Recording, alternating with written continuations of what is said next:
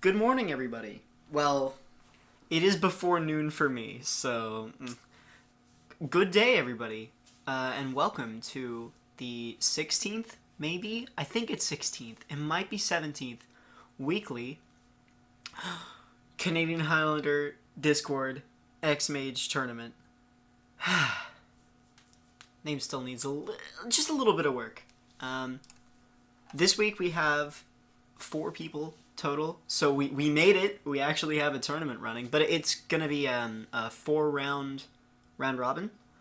A lot of people, for various reasons, or 3 round robin. Thank you, Arterian.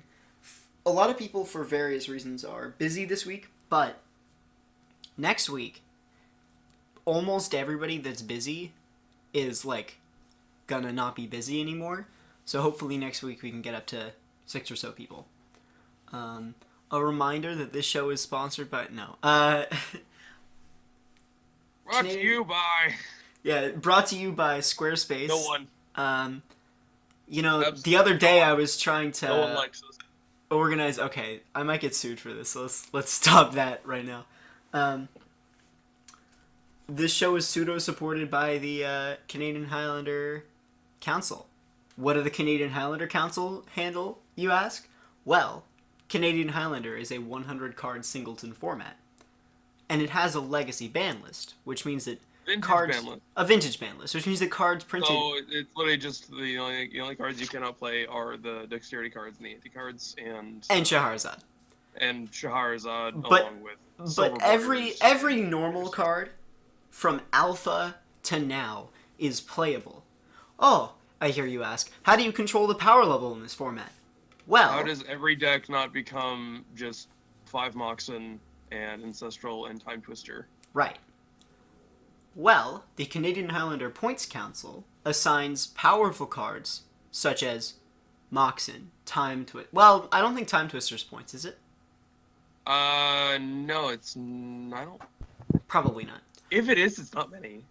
Things like the Moxen, Ancestral Recall, True Name Nemesis, things like that are given a number of points, up to 7 at the moment. Ancestral is the most pointed card I think we've ever had.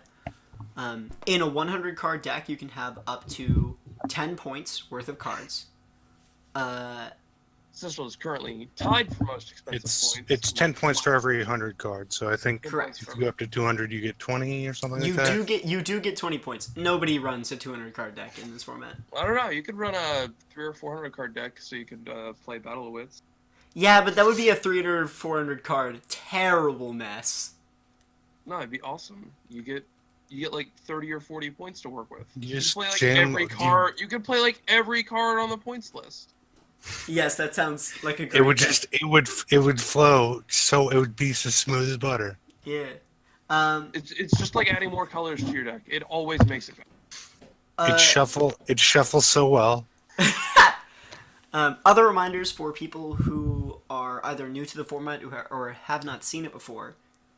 Canadian Highlander is not dual commander. There are no commanders in this format. It's not Brawl either.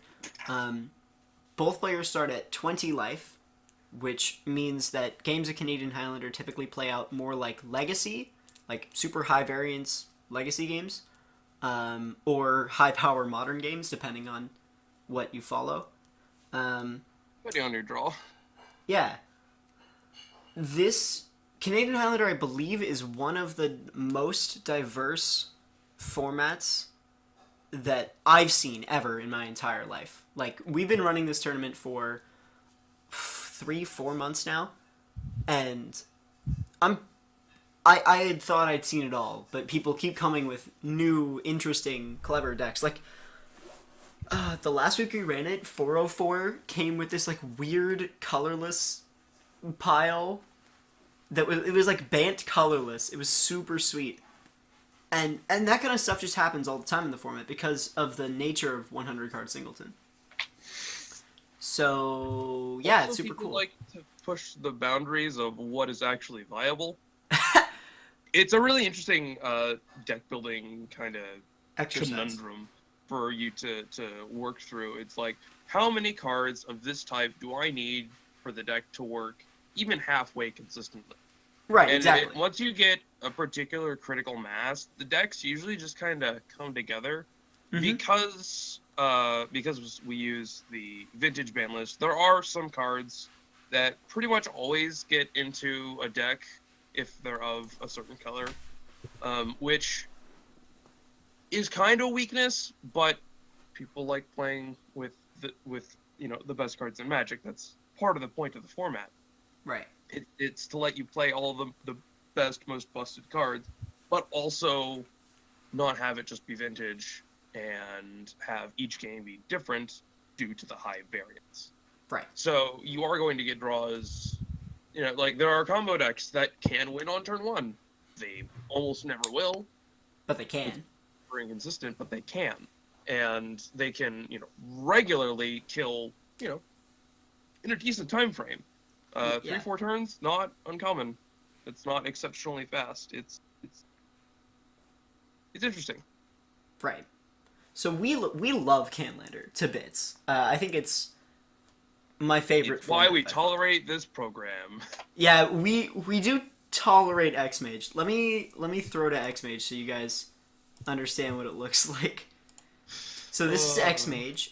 If you have ever been, if you were like born before the year 2000, you've probably seen interfaces like this. Like if you've ever worked at a job where you have to you've seen worse clients than this. Yeah, this looks. You know what this looks like? It looks like the input interface to go into like an Excel spreadsheet in a business that was started in 2001. It's ugly and it doesn't work perfectly, but it's free, and ergo works as well. It works well and it's free, so it works well enough. Well enough is a good. There are sometimes cards that just don't work or crash the client or don't exist. Also, or don't exist. There's only a couple that don't exist, but yeah. Yeah. They pretty much worked out the backlog at this point. There are a couple cards that still don't exist, like Skyshroud Beast or whatever. It's like a budget Tarmogoyf that people run. It's 1 and a green for an XX, where X is the number of non-basic lands your opponents control. And people run it as like kind of a budget Tarmogoyf of Big Fatty in certain metas, and it just doesn't exist on the client. So, well, now that we've covered the failures of this client, why don't we play some games? Does that sound like fun? Alright. Alright, I guess. Sure. Oh man, Magic's a terrible game. Why would anyone ever play it? The Xmage client has a lot in common with that 1997 video game, if that gives you any reference of how it works. You know what the Xmage client feels like to me? It feels like the first beta release build of MTGO. Like it's pretty much as buggy as the beta release of MTGO. And passing priority is as easy as that client. Well, let me get you your games. So, because I didn't type it out, because I'm an idiot, we will be having Bade Warrior versus WafatheRed, and Tulip versus Arterian Legacy. I like the dead silence that I'm getting from this. Am I not connected to the internet, or are you guys just quiet? No, you're good. Fine. I'm sorry. I need to just. You have nothing to add. Nah, I will be available momentarily. Well, while we are doing that, we didn't get to talk about. For this, we never got to talk about Dominaria. Have you guys gotten a chance to play with Dominaria? Take a look at it. I've looked at some of the cards. My deck list is kind of. I haven't played enough with it to really know what really needs to go in it. There's a couple cards that look cool, but I don't know if they're better than other cards. Tulip is currently eating. Whoops. Yeah, I think the big like showstoppers for me from Dominaria is Dauntless Bodyguard, the 1 mana 2/1. Oh yeah, the piker that also does like a pseudo Eric Staff solder kind of thing. Yeah. Yeah, And that looks rad. oh my goodness. And Giora, the new Giora, two Yeah. two blue red for a 3/3, and whenever you play a historic spell, so artifacts pretty much. Whenever you play an artifact, draw a card.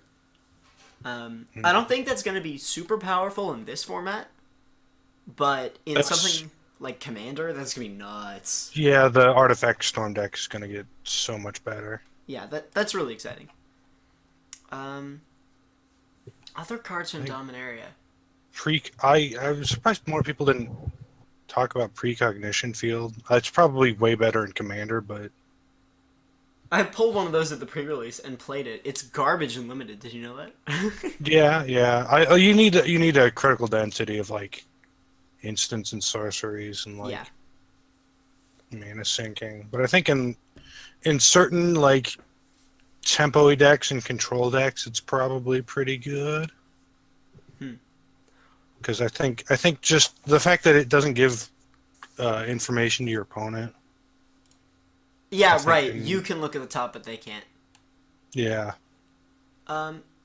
So let's get you guys into the games. One of you is gonna have to choose and like put up the game.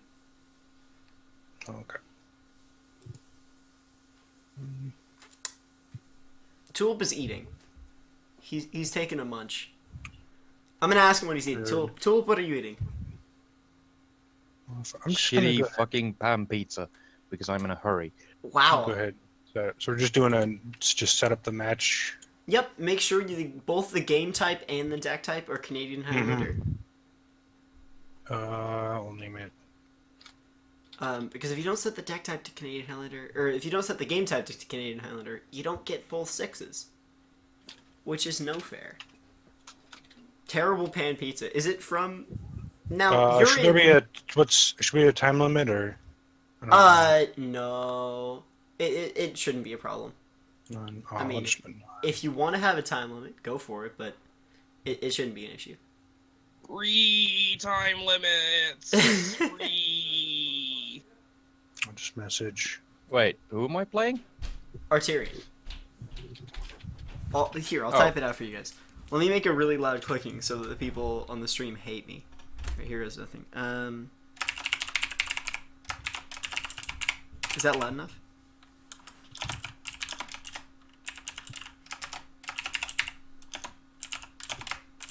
Oh. There you go. I typed it out for you.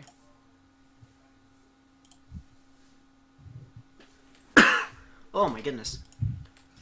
Well, while we're getting people into games, have you guys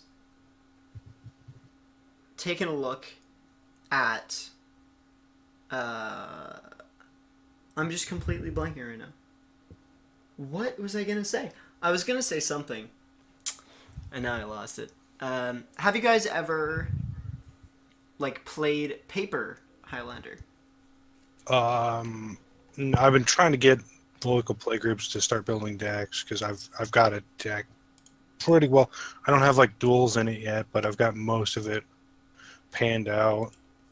I have 82 cards of an Esper control list that really needs updated, but I have it, and it's pretty much missing the mana base, the expensive bits of the mana base, and I believe like 2 or 3 expensive spells. My Those are LGS. proxied up, and I have not played it at a store, just kind of casually with a couple of friends every now and again, but no one else had actual Highlander.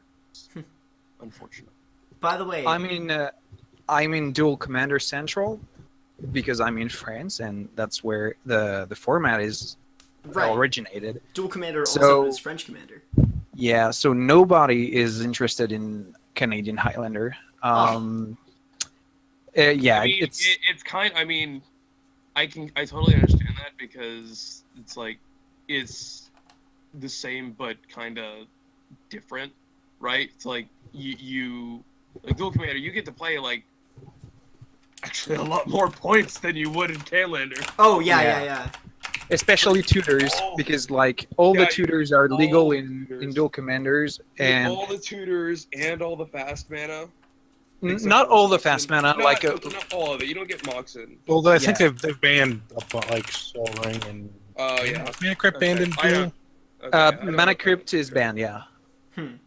Okay. Recently, Ancient Tube wasn't banned, but otherwise, yeah, pretty much all fast mana is banned. It's tough because people are very vocal in Dual Commander about the ban list, and very often, like, they're gonna complain about the ban list. But when you tell them, "Hey, there's a format that's similar and that has no ban list," people think you're crazy and that this format cannot be played. Like they don't understand how a format without any ban list can be any like it Yeah, can be played. It's a soft ban list, really. That's what the points list is. Its cards are soft ban. Yeah. It's you can play them, but you can't play all, which is again, it's part of the deck building, kind of challenge, and it's super fun. And yeah, that's really a shame. Yeah. To be fair, right? Dual Commander is not a bad format. It's a pretty fun format if you like it. However, it's also not Highlander. No, it's not. So Well, I think from what I understand, isn't Dual Commander a little bit dominated by like more aggressive lists, or have they started banning those out? They've hit mono red pretty hard. Like Zurgo is still legal as a commander, but like Price of Progress and a bunch of red spells have been banned. interesting. Wait, in Uh, Dual Commander, don't you still start at 40 life though? No, 20. It's Oh, okay. yeah, it's Right, that's yeah. the difference between Dual Commander and Commander is CDH. very similar to Highlander. Gotcha. Yeah, and Saskia is kind of popular as a commander because she gives you access to 4 colors and she's pretty aggressive. So it's more of those like kind of aggressive mid-range strategies that see a lot of plays. Yeah, blue has been hit in the past. Yeah, because they had the Brawl Polymorph deck, right? Yeah, and I remember once, like when I started getting really serious into the format, the best commander by far was Geist. Like Geist of Saint Trapped? Yeah, he was a nuisance to the format. I Like, believe that. You'd see it everywhere, and he was basically as hard to answer as a True Name Nemesis, but Yeah. you had it as your commander. Brutal. It's like a true name. Oh, yeah. You can always Wafa, cast you it. lost. Right. 3. You lost by idling for too long. Heartbreaking. I'm sorry. Well, I'll just start a new one. Yeah. Well, that was separate out into the other Discord channels. Time to go To talk go to and play your games. I'll go into Tempo. All right. And there everybody goes. Well, let's get started watching some games, shall we?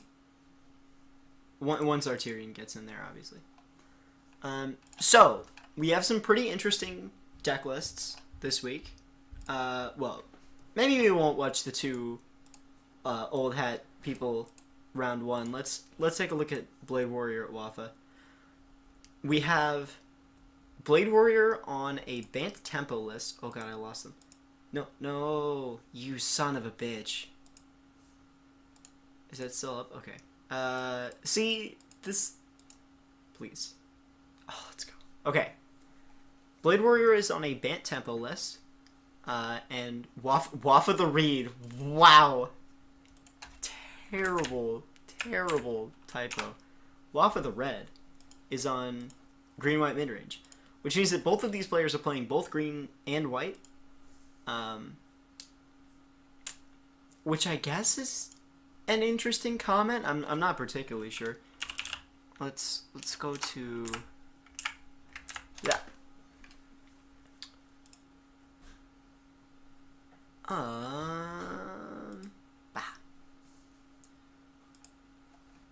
Blade Warrior opens with the Windswept Heath. Let's ask to see some hand cards. Well, both of these players are probably going to be on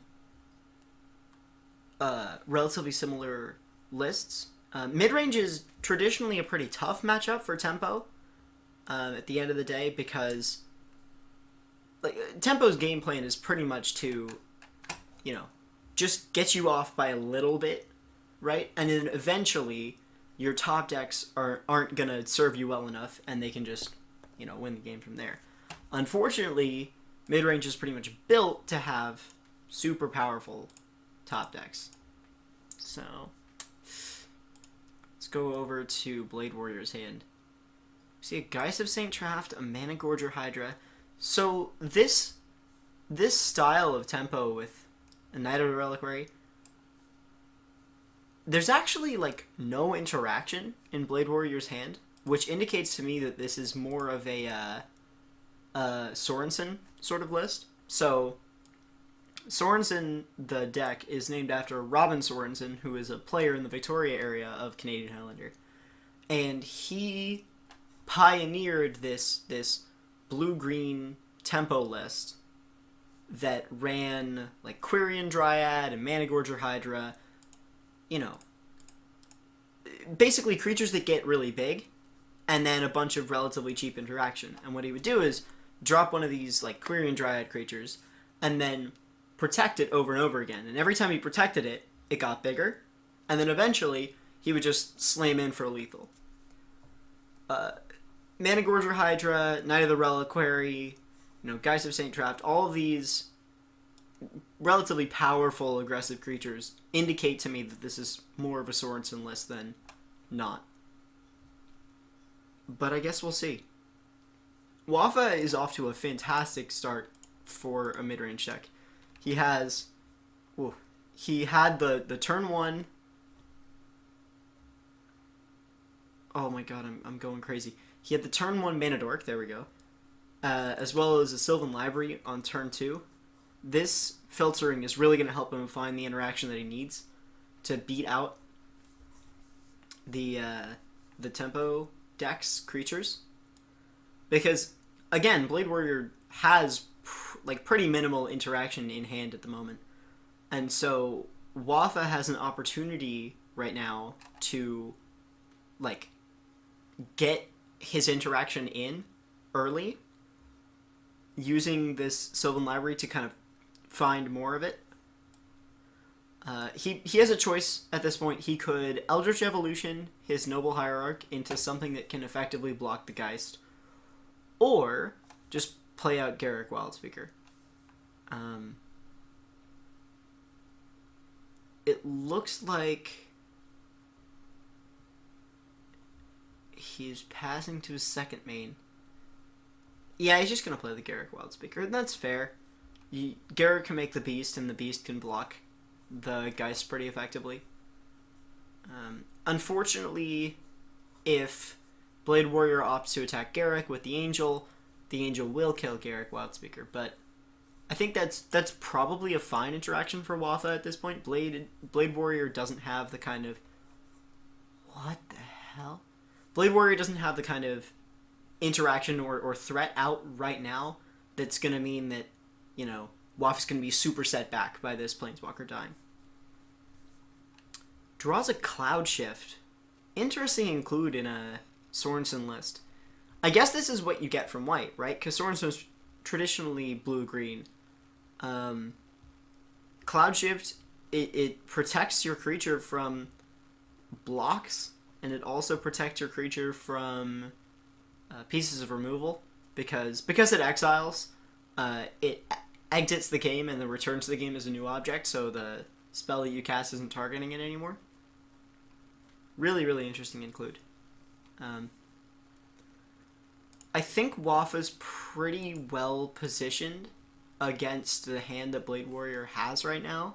He's got the Planeswalker, he's got the threats, but the way that Tempo beats out midrange is not by playing bigger, beefier threats, right? That's the entire point of midrange, is that they have the big, beefy threats. And you're supposed to win the game by interacting with them enough that they just, die. We'll see, though. Bade Warrior has priority at this point. And he opts to play out the Elspeth. This is a relatively interesting choice because, I mean, he can take up the Elspeth to make the Geist have flying. Yeah, and he will do that. And so he can get in for 5 to the face and kill Garrick, and Geist stays protected. I mean, plus, Wafa at this point doesn't have an on-ground threat that can kill Elspeth, which means that, I mean, shoot, you can get in for 9. Bade Warrior can get in for 9 here. No, he chooses to kill the Garrick, and that's fair. He gets in for 14. I mean, if Elspeth can continue to tick up and activate this Geist, Wafa's on a 2-turn clock. Plus, you'll remember, Geist of St. Traft is hexproof, which means that despite the Swords to Plowshares, it's not gonna protect him for long enough. Tons of gas in Wafa's hand at this point. I just don't know how he's gonna interact and kill the Geist.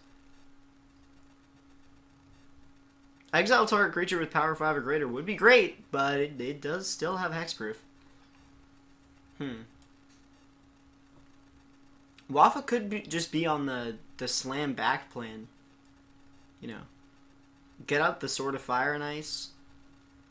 Protection from blue isn't going to be particularly relevant, but the effect where you get to, shock and draw a card probably will be. Opts to keep in hand Eldritch Evolution. Yeah, and he's just going to play out the Sophie and then presumably tap the Hierarch and equip it to the Beast. That'll be able to kill Elspeth. Does Sword of Fire and Ice just combat damage to a player? So it doesn't trigger off of combat damage to a Planeswalker, but I'm pretty sure Wafa's okay with that. Killing the Elspeth is pretty important at this point. Oh, he doesn't attack. Interesting. Alright, I'm not sure what his plan is. Selesnya Charm, I'm not seeing any modes that would make that happen. Eldritch Evolution is a sorcery, and Swords to Plowshares. Geist still has haste. Or still has hexproof. Blade draws a land and plays it. I'll be interested to see what he does with this Cloud Shift. Because it only hits creatures, but it could very easily protect his Geist. He has a choice here. He's going to play one of either Mana Gorger Hydra or Knight of the Reliquary.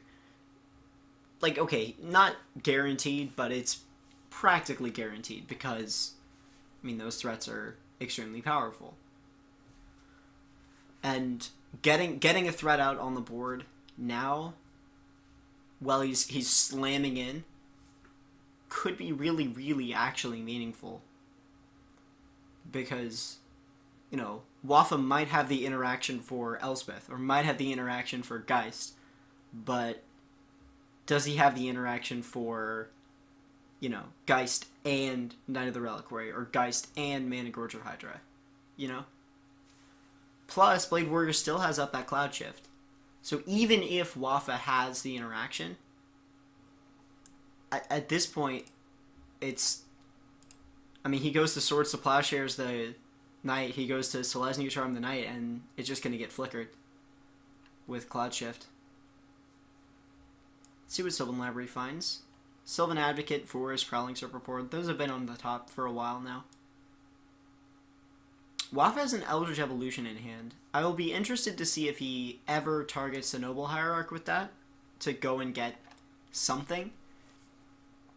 I mean, I'm not sure what he could get. What green and or white creatures with reach would be valuable here? Swords to Plowshares targeting the Knight of the Reliquary. It's just going to get Cloud Shifted. Although, he can Selesnya Charm the knight in response here and kill it. Yeah, and that's what he's gonna do.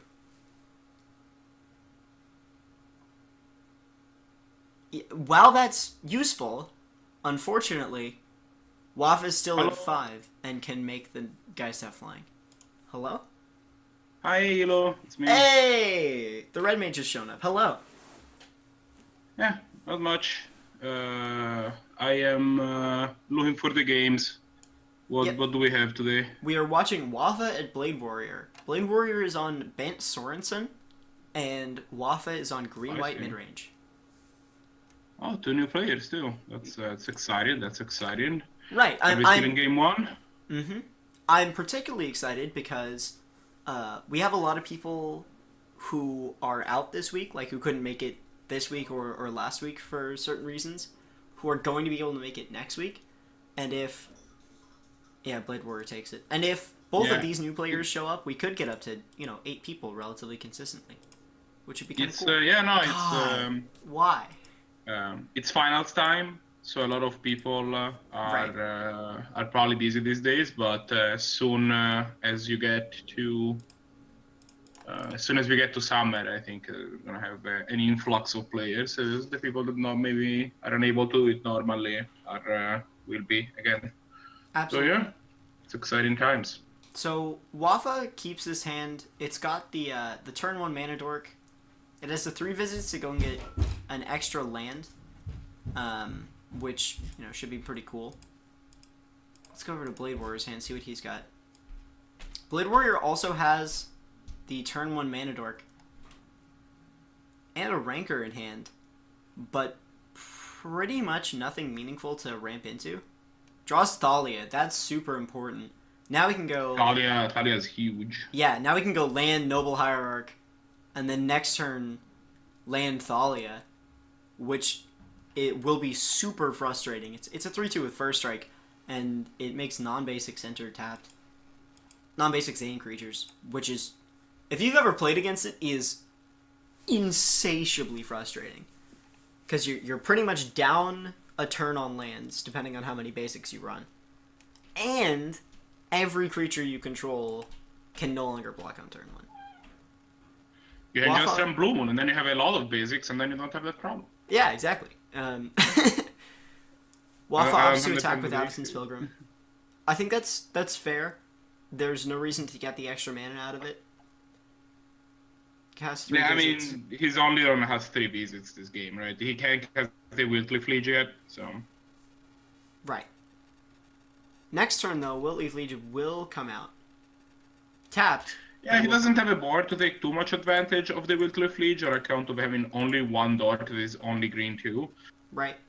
He's a little flooded, honestly. He's drawn 6 lands so far. Yeah, I agree. I'm not sure I would have kept a hand with turn 1 mana dork into ramp spell into Wiltly Fleege, but perhaps it was the right choice after all. Yeah. Out Drop comes the Thalia. Oh god, with Rancor, that is going to be just completely Yeah, there is a lot of damage coming with first strike, mind you. And his deck, I don't think, is very well set up to answer Rancor in general, right? I don't believe so either. If with you're a Wiltly playing as Fleege over control deck, Rancor can be not as scared. So, for the people watching, the only way to permanently get rid of the Rancor is to swipe the creature from underneath it while it's on the stack. The person goes to put the Rancor on the stack, you remove the creature in some way, the Rancor does not have access, does not have a legal target anymore, and is countered. It fizzles. I don't think we're supposed to say it's countered anymore. It's only when it is put into a graveyard from the battlefield. So if you can get it from the stack, or you can discard it with like a Thoughtseize or something. Right. The problem is that Wafa doesn't probably have many ways of doing that. I'm assuming he's playing like a Plow or something like that. But that requires somehow trading with a 5-power Fair Strike creature. Yeah, wow. And this is a super weird list because the Thalia is probably going to be attacking alone, I'm assuming, a few times. and then finding the plow to deal with it. This time I just run away with the game if Wafa doesn't find some way of dealing with it. Yeah, I think Blade Warrior has an option here to just slap the Rancor on Thalia and then just leave it up, because Thalia has First Strike. She can block for days, right? Yeah, I mean... It's a strange list of Sorensen that runs Stoneforge Mystic, let me tell you. What a weird include. It makes sense. I think it makes sense. I agree that Stoneforge is a powerful card, and it's a good use to fill out your points, but... You want to be an aggressive deck. Yeah. That's, I'm not surprised that Sorensen is running Mana Dorks, honestly. That's a surprising part to me. Alright, yeah. I would agree.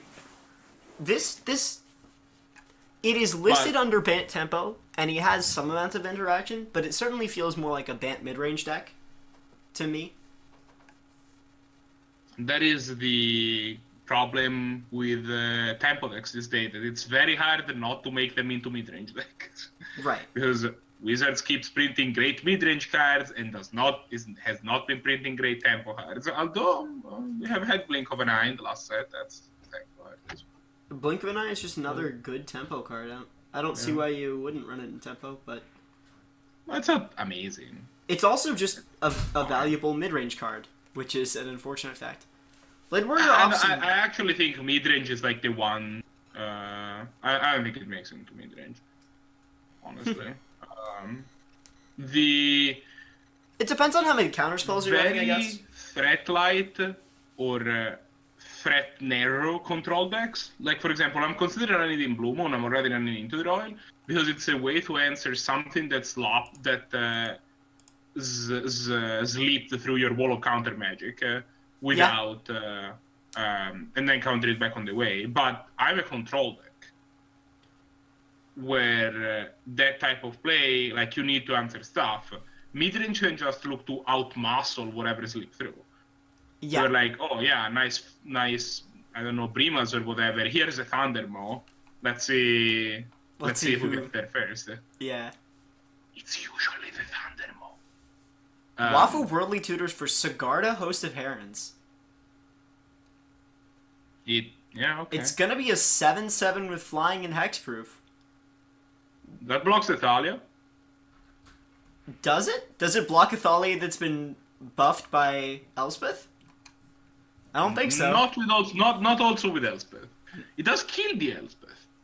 So maybe Waffle's looking to like take a hit from the Thalia. Also, we haven't seen the Rancor yet. Like, we don't know if the Rancor will hit the Thalia, honestly. It might not at the end of the day. It probably will. Guys, this ain't track. On other news, actually, I have a question for you. Why do you call in the player Blade Warrior? His name that I see is Bade Warrior.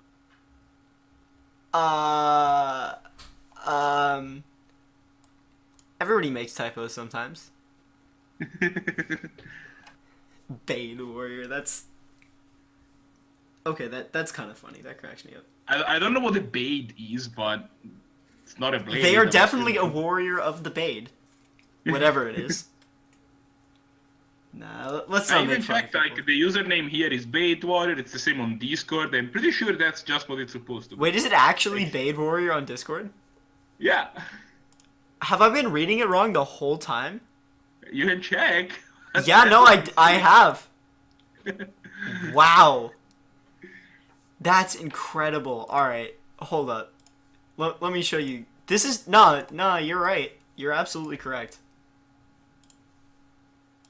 Wow. Look at that. Bade Warrior.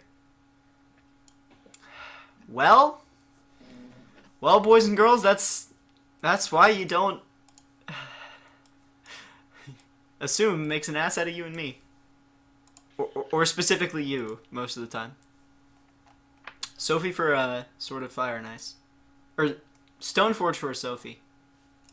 What is Phyrexian Revoker naming here? Bade Warrior's board has gotten to a point where it's like not containable. Yeah, I don't I don't know how Wafa gets out of it unless he pulls out like some manner of Wrath of God effect. Interesting that he opts not to buff with Elspeth here. Just to get more damage in that's with Dahlia. interesting. Maybe he just wants more soldiers. Soldiers you can strap their anchors to. Although then the guys get blocked with a Wheelcliff Leech, so... I don't know. Yeah, maybe. Alright. Give me one moment. We have also new players in chat. So Arterian and MrTulip, how did your match go? What happened? I got mana screwed both games, and Tulip had just enough disruption to punish me for not drawing lands. I also Fair didn't, enough, fair I enough. didn't draw very good cards in game 2 either. No. That's unfortunate. What was the matchup actually for since we weren't watching it on stream? It was Grixis control against. I couldn't quite tell what Tulip was on. Is that Which- Abzan mid range? It's Abzan mid-range. I see. Tulip game is known to play game black one, and he also kind of green. flooded out, but was able to get out from underneath it, and eventually drew gas while I was drawing not land. So it was like turn 10. I had 3 lands. Will of these goes He had, attacking like, on 8. Elspeth. Why does Sigarda stay back here? To block the Thalia? Question mark. Yeah, but he can just buff it with Elspeth. But he hasn't. I guess he hasn't at this point. Wafa might be looking to... No, Also, to be fair, in order for the Elspeth to be there, Bade will have to do some blocks. I mean, it doesn't have trample. You can just like keep throwing soldiers at it because you can. Keep True, making that's soldiers. definitely true. I mean, that seems. But seems if like he a fun buffs with plan. Thalia, Wafa can just take it, and then he's not gonna have a soldier. Yeah. Plays out a bop. That's all Wafa has in hand is the bop there. Sigarda is a big... Wafa has just been drawn basically only mana this game. He's drawn 6 lands and he has drawn 2 mana darks. Yeah. I mean, eventually he's going to be able to spend that mana on something. He's not got it in hand yet.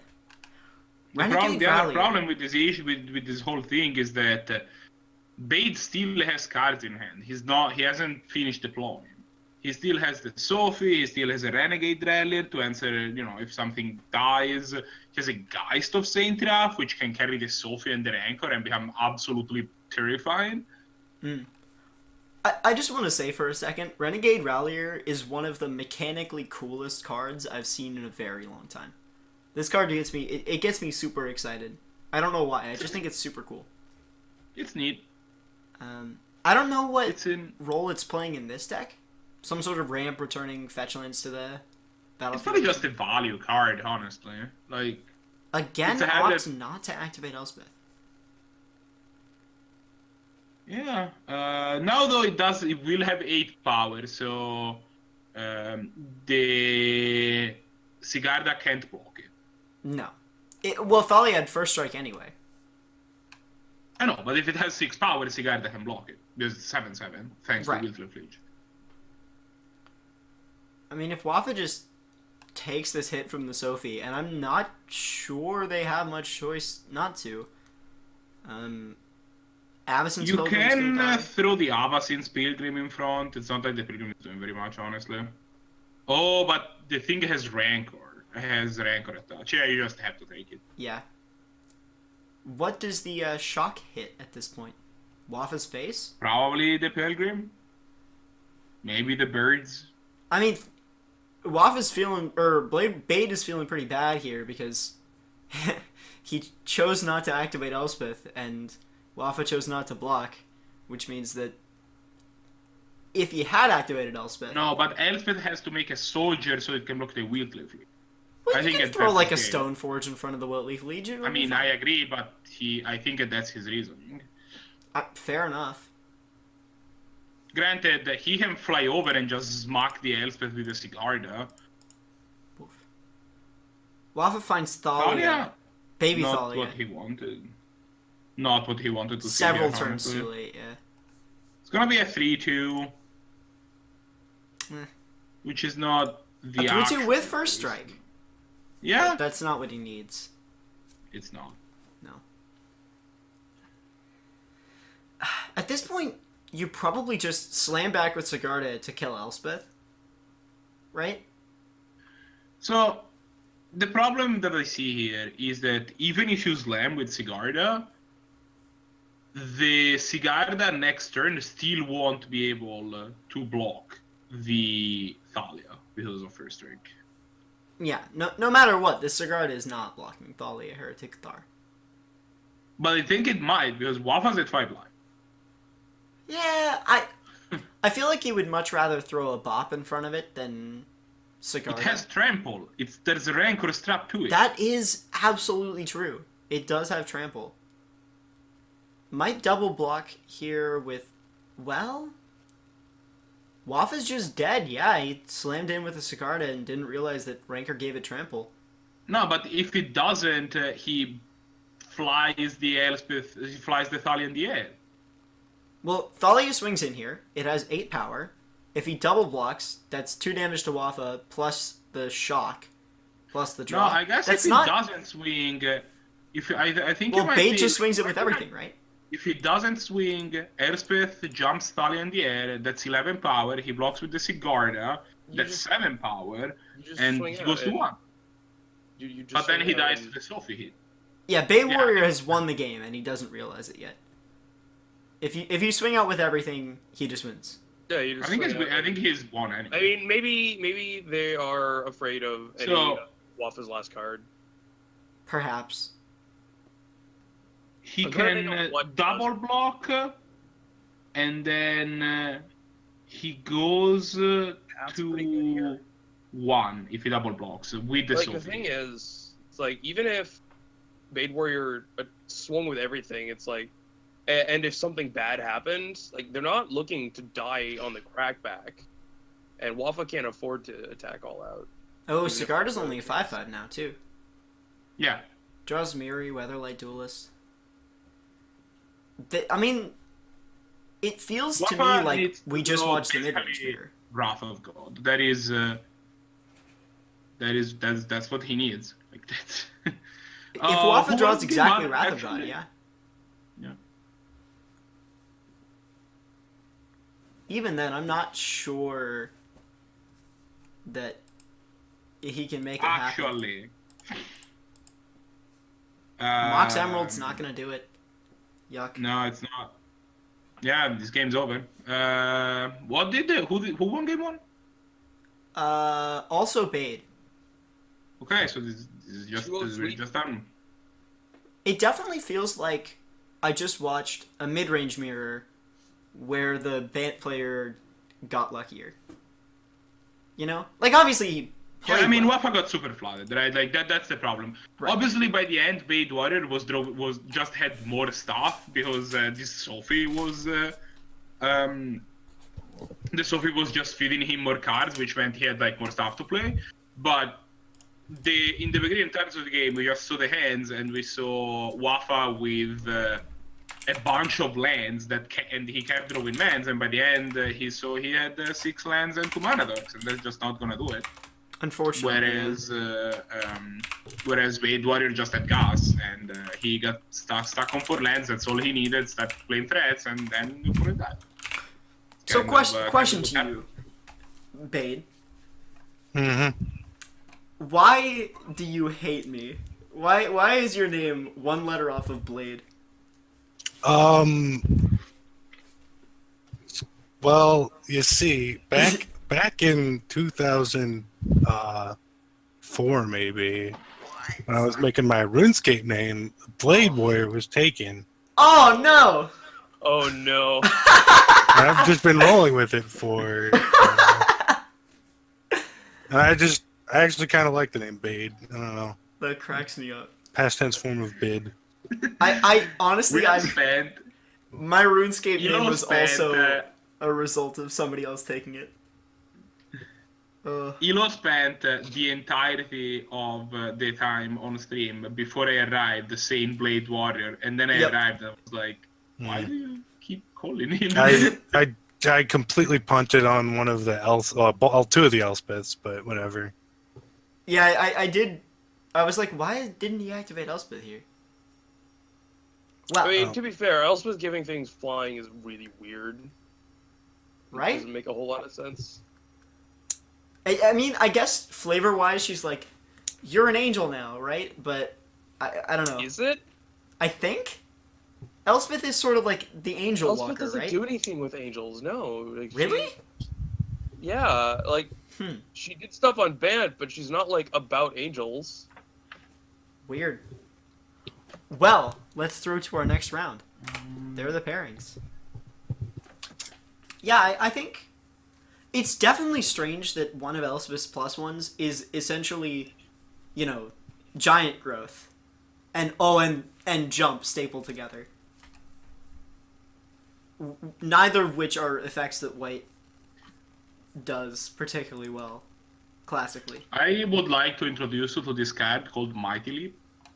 Okay, yeah, whatever. Okay. Mighty Leap. Target creature gets +2/+2 and gains flying until end of turn. Well, you know what? You got me. That's some beautiful This is why art. you play limited, boys, because then you learn all cards that don't do anything. Okay, what are we doing? We have Artirian and Wafa and Tulip and Bade. Yup. And just keep watching the winner's bracket, I guess. I mean, yeah, I love watching Tulip play. He's an extremely methodical player. Oh, by the way, I almost forgot to tell everybody. Liquid Elf's League finished up. Liquid Elf is a Scottish, I think, player of Canadian Highlander and a member of the server. But because he's in Scotland, this tournament starts far too late for him to actually play. And so he was like, well... Tulip doesn't have such problems. Tulip just comes in and tracks along. Yeah, but... I don't know. Presumably Liquid has, you know, obligations at this time or something like that. That's fair. To be fair, this is about... the tournament starts around 9 p.m. Well, I guess in Scotland it would be 8 p.m. Which is not too late, but it's, you know, it's later than some people like, I'm sure. Quasali Ambusher, what a weird card. Tulip looks to have a pretty nuts opening hand here. You know, turn 1 Mox Emerald, Gadok Teague. Turn 2... Or GT. GT. Yeah. You could go turn 1, Mox, Land Mox, Teague. Turn 2, play the GT or Denisa if you draw a land. He doesn't have a third land, which is potentially a bit of a bummer. I'm surprised to see the Teague in what is, or at least what nominally is a mid-range race. But... Oh, I almost forgot to change the match players. Thank you for reminding me. Sorry, I was talking On the other hand, we'll see probably Bade go drop the Hallowed Fountain tapped, then play Highlander and hold up Remand, I would assume. He doesn't have a ton to do.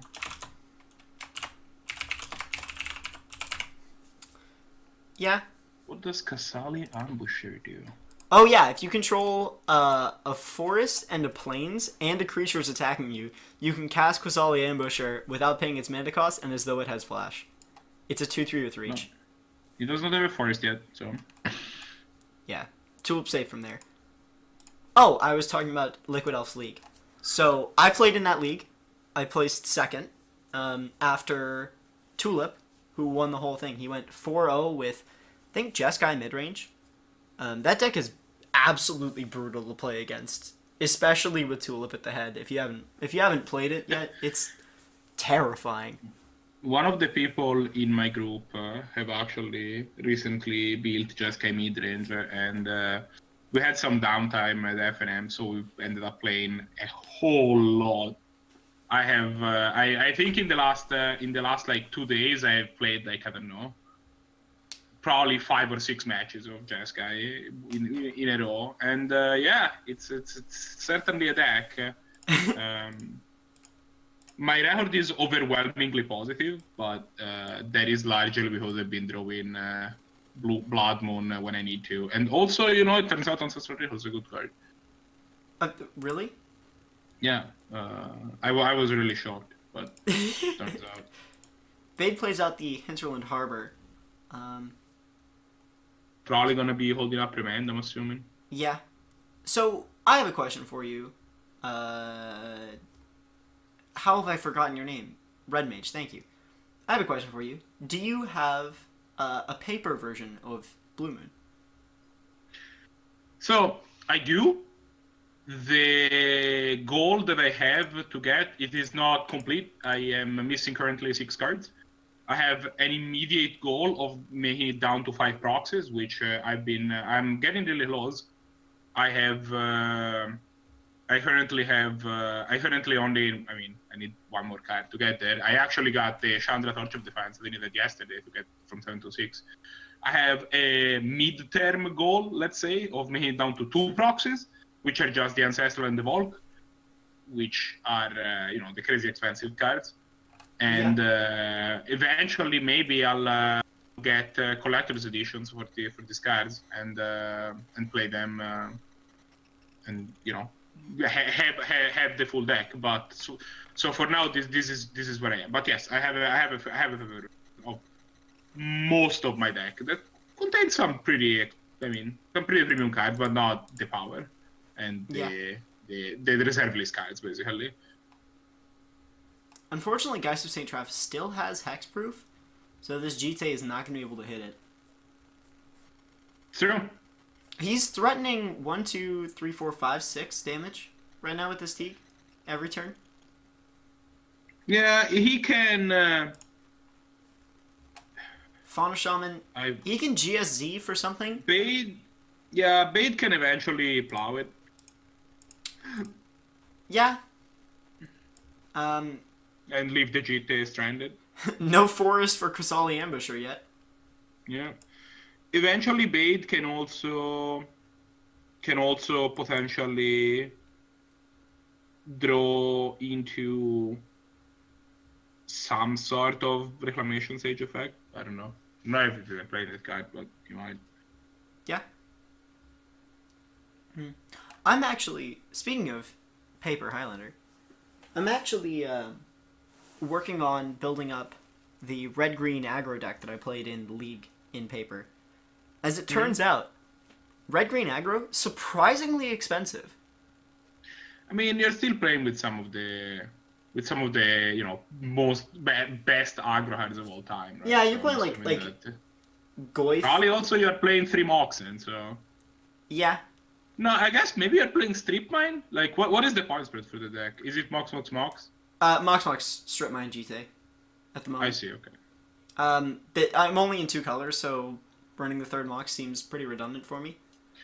Adam Thorne actually said that I should be running not Strip Mine GT, and instead should be running Strip Mine and then some 2-point fast mana. It depends on how. So the 2-point fast mana tends to make colorless mana, and it depends on how.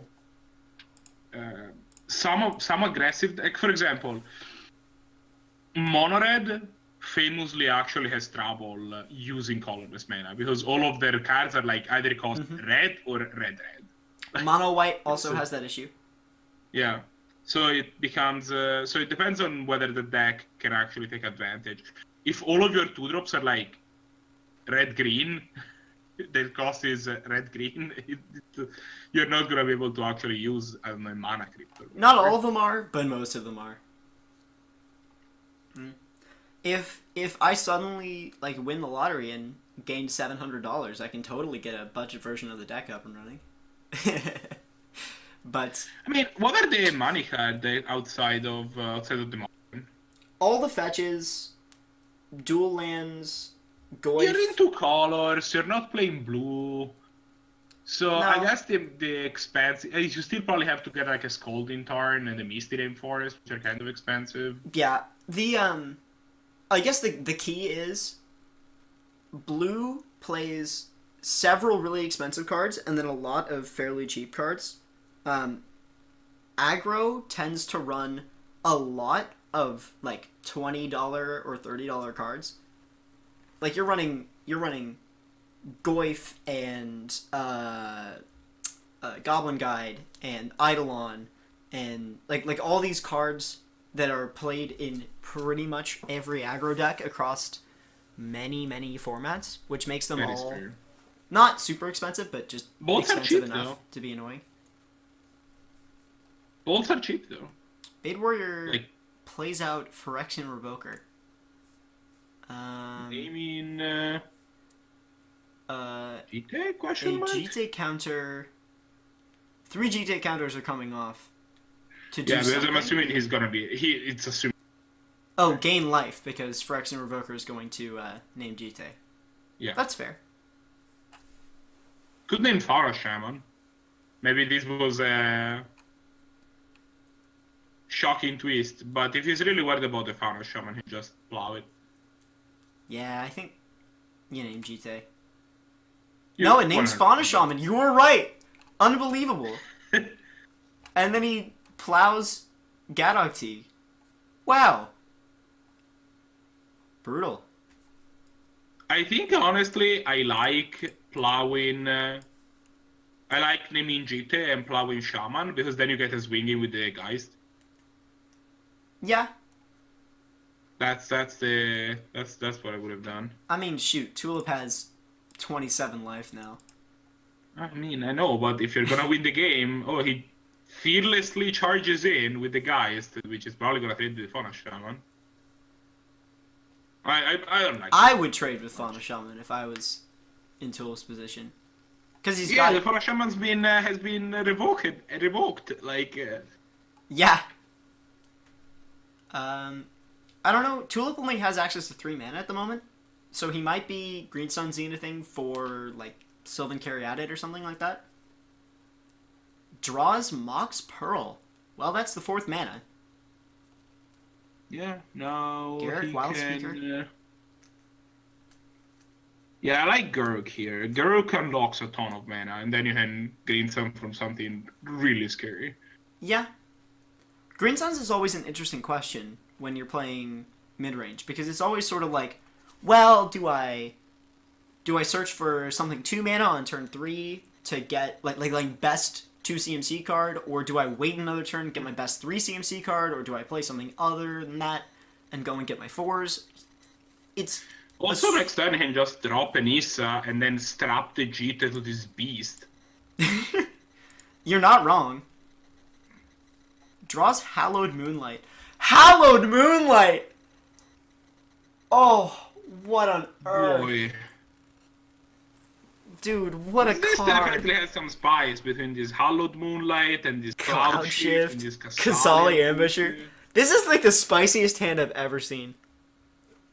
Also, there's So a... at some point, he's probably planning to, I'm assuming, to Cloud Shift the Phyrexian Revoker so that it now names... Name Garruk. Garruk or Jita. Yeah. I will also be right back. I'm going to go get my roommate because there's a spider and I am horrified of spiders. So I'll be back. Take the helm. See you in a minute. Fine, I'll hold it for it. Either way, so let's see what's going on here. Okay, so Mr. Tulip is doing stuff, by which he means he's slamming the Elspeth. Oh no, he's trapping the Jita to the beast.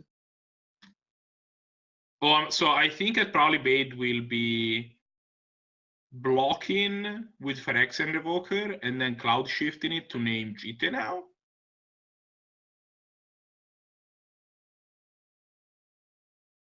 I guess that would be the play, and then you can try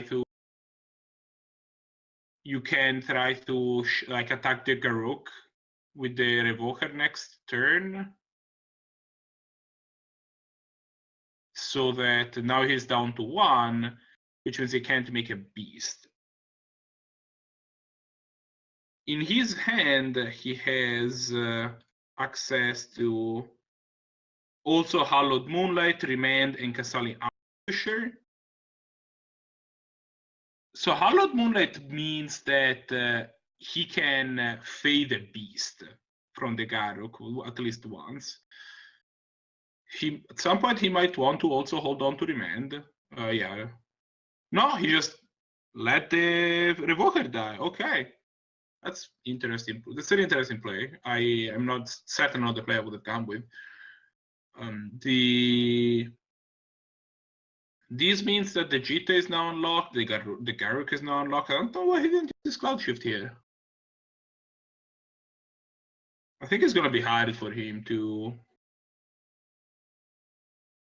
Thalia can block the Beast, except the Beast is now carrying a Jita, which means that can just grow. Also, the Thalia can just get shot down by the Jita, who currently has one counter on it, so not quite.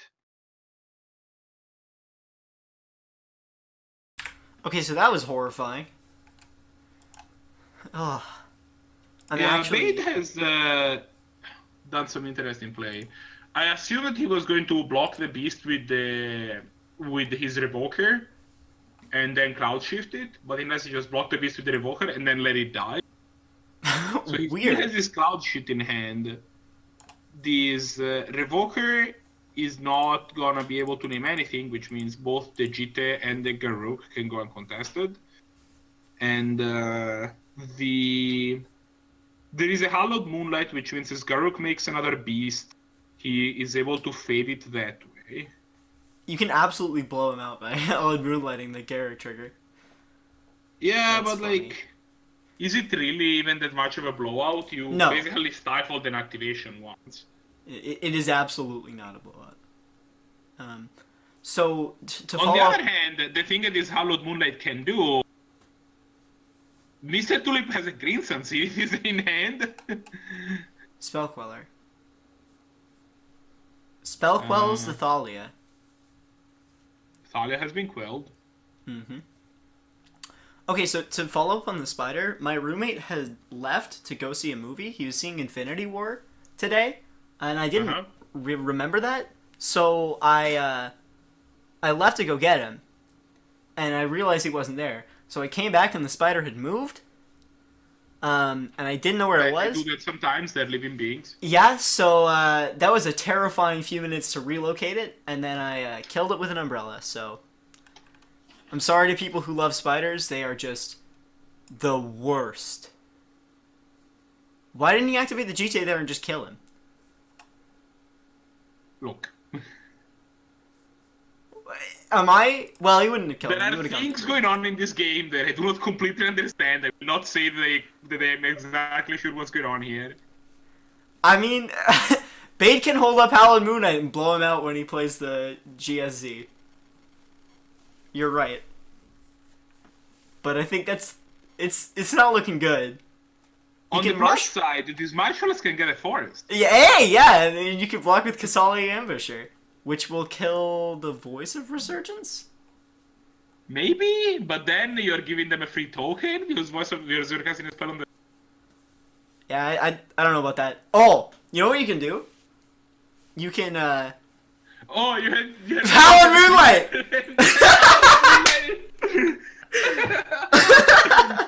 Okay, you know what? I'm coming around on Hallowed Moonlight. This card is looking better and better every minute. Witness the Hallowed Moonlight. Dude, you can absolutely blow him out. Tulip plays, he plays GSZ. You Hallowed Moonlight in response. GSZ, the creature gets exiled, and then he goes to attack with Voice of Resurgence, and you just flash in Kasali Ambusher and get him. Oh. Brutal. Oh, boy. Please let this be allowed. Please, just let this happen.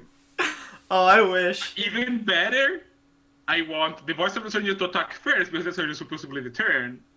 And then he Hallowed Moonlight to avoid the token being made, and MrTulip just Forgets. slammed the GSC. Oh, please. Nah, he just plays Ewit. Oh, boring. What are we Ewitting back? No, a Fetchland, I guess, maybe. Yeah, What's in his graveyard? There's a plow, actually. He might just get the plow. He might just plow the voice. might get back Revoker. Holding Yeah, Cloud but Shift in it's hand. harder not to plow the voice, right? Because that's a very easy way to just get the voice out of the picture. Like, it's done, it's gone forever. I don't have to worry about it. Get the thing out of here. Yeah. Unfortunately, Bade is not holding up the Hallowed Moonlight, and so Tulip can get out a GSE X4 at this point. I'm not sure what he's running. It turns out a responsive instance, reactive instance, are not that useful if you don't keep them up. That is Really? the nugget of wisdom that I, the Red Mage, can impart to all of you listeners today. And viewing. I guess you're also viewing, not just listening. That's what you're streaming the thing and not just talking about it. Oh.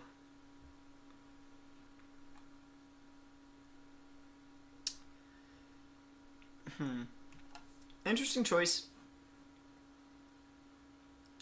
What happened? Oh, it got shut down by the GTA. I mean, I'm not... Well, so he got Revoker back. Tulip just wins here, right? Oh no, Kasali Ambusher comes in. Yeah, Oh my Kasali- god! Whenever an opponent casts a spell, it's not just instants and sorceries. Yeah. That's brutal! I did say that was gonna happen. That now he's gonna get an extra elemental because of. What are we cloud shifting? Stop doing this to I know. yourself. Apparently, you want to just give in more elemental. now. Bade, stop it! Targeting Spell Queller? What are you gonna Spell Quell, my dude? Kasali Ambusher? I have to actually.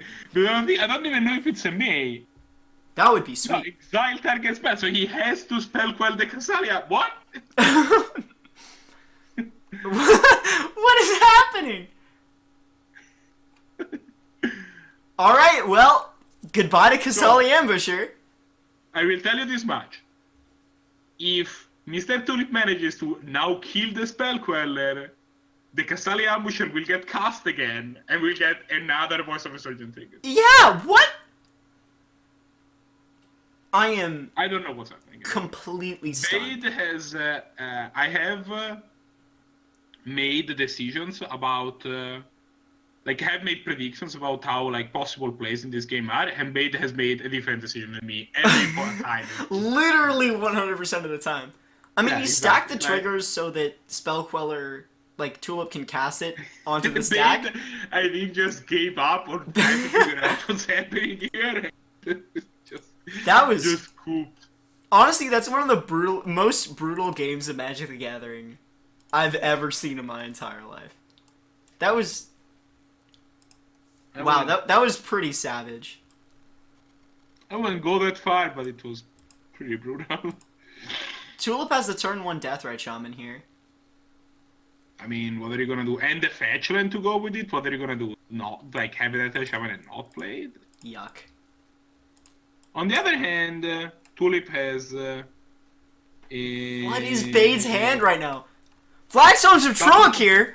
What? I don't know. Maybe he's playing Dustbolt?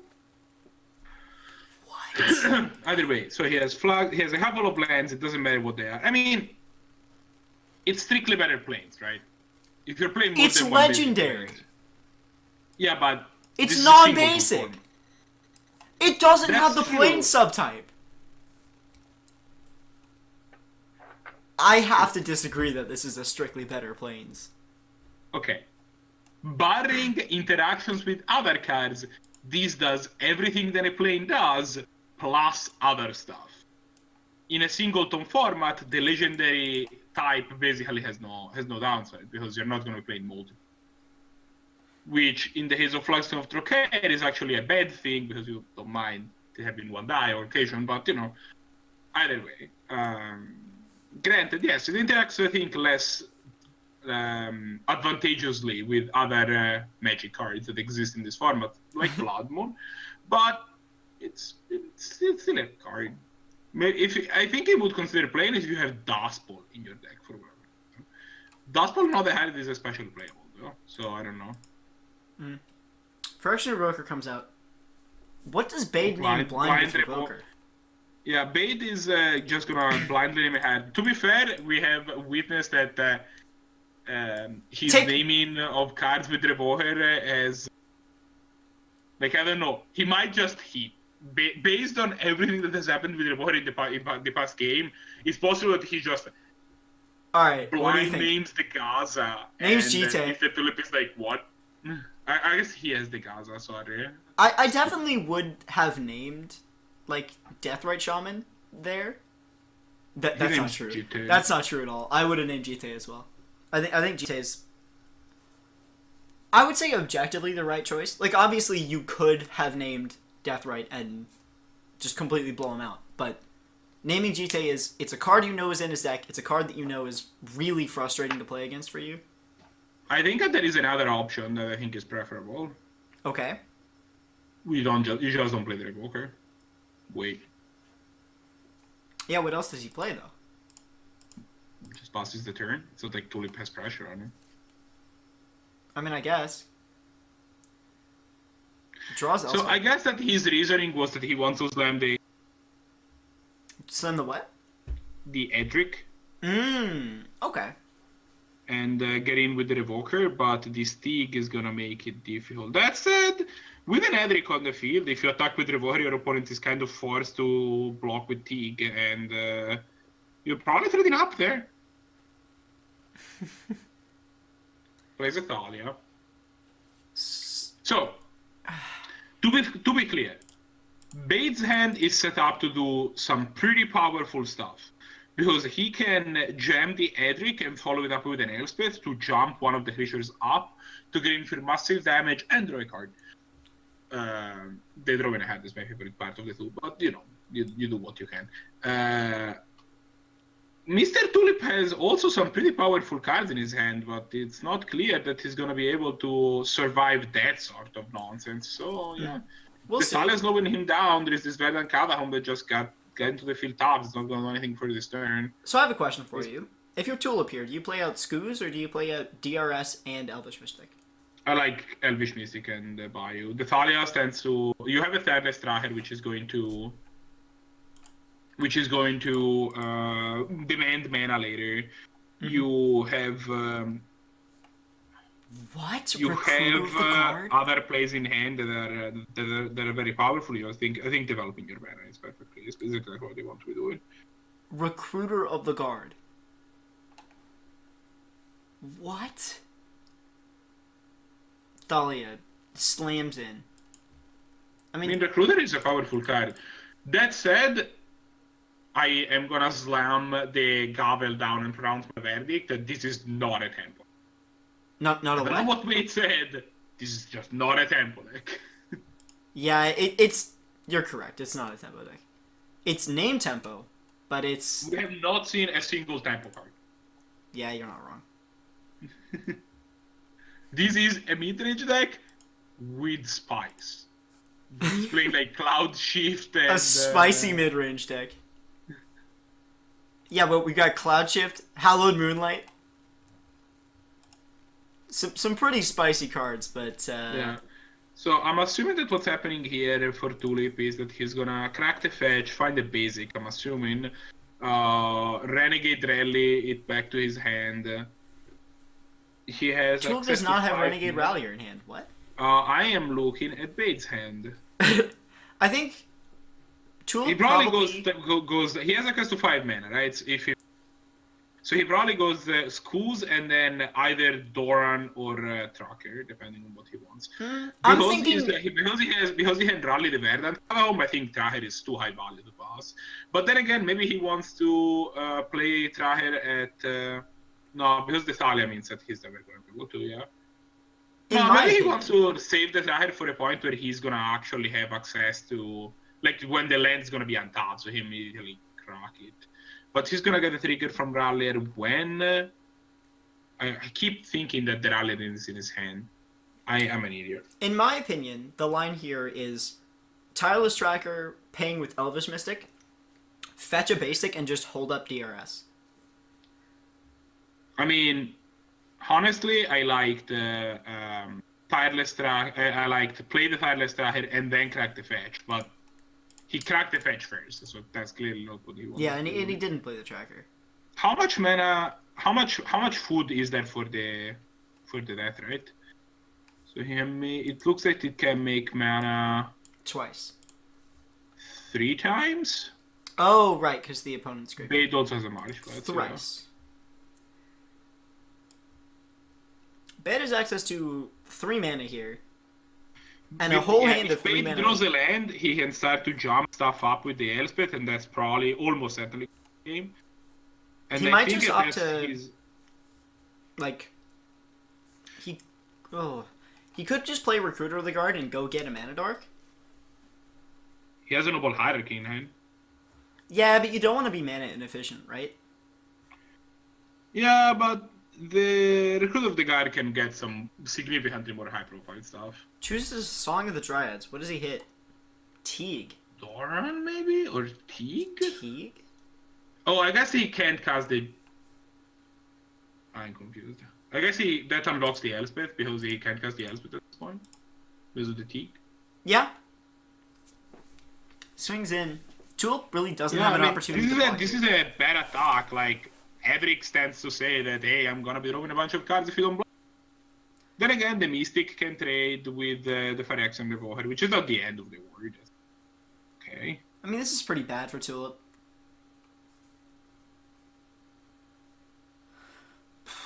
Surprisingly, the Doran... no, actually, though, Oh, the Doran 'cause- means that the Deathray Shaman can just eat the Revoker. Yeah. And Tulip sees the line. And the Mystic just jumps in front of Thalia. He's basically trading 1-for-1 this combat. He's my Mystic for your Revoker, and I'm fine with that. Yeah. No. Alright, and then we go back to Tulip. He's got the Sin Collector in hand, which won't hit anything currently in hand. Yeah, no, it won't. Hey, Tulip remembers to end of turn activate Deathray Shaman to get that life. This man is a robot. Tulip is absolutely like one of the cleanest players of Magic the Gathering I've ever seen in my life. So I have Ooh. Randy Bueller recently started streaming the Team Vintage Super League, Okay. which is a pretty interesting event. Basically, the structure is that each team brings 5 decks, and when all of the 5 decks, basically when when a deck has lost a match, it just gets eliminated. Okay. And they play until all the decks have, one team has no decks remaining. And there is some rules where they basically can't bring like 5 copies of the same deck, right? Like the decks can only overlap for so many cards, so that you have you're forced to bring different decks and make some sacrifice into the deck. Sort of like we had Team One Highlander. of the main attractions for me in watching these events is that you get to see Steve Menandian play. And Steve Menandian is... I am pretty sure he's not actually human.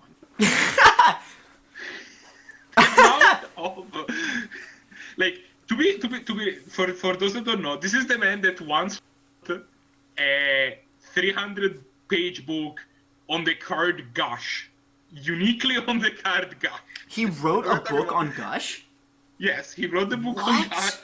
Gush. 300 pages on Gush? Yes. What? He made a joke yesterday about how, my team to review chapter 9 on the book they wrote on Gush because he floated the wrong mana when casting the spell, when bouncing the islands. Yeah, you didn't know this?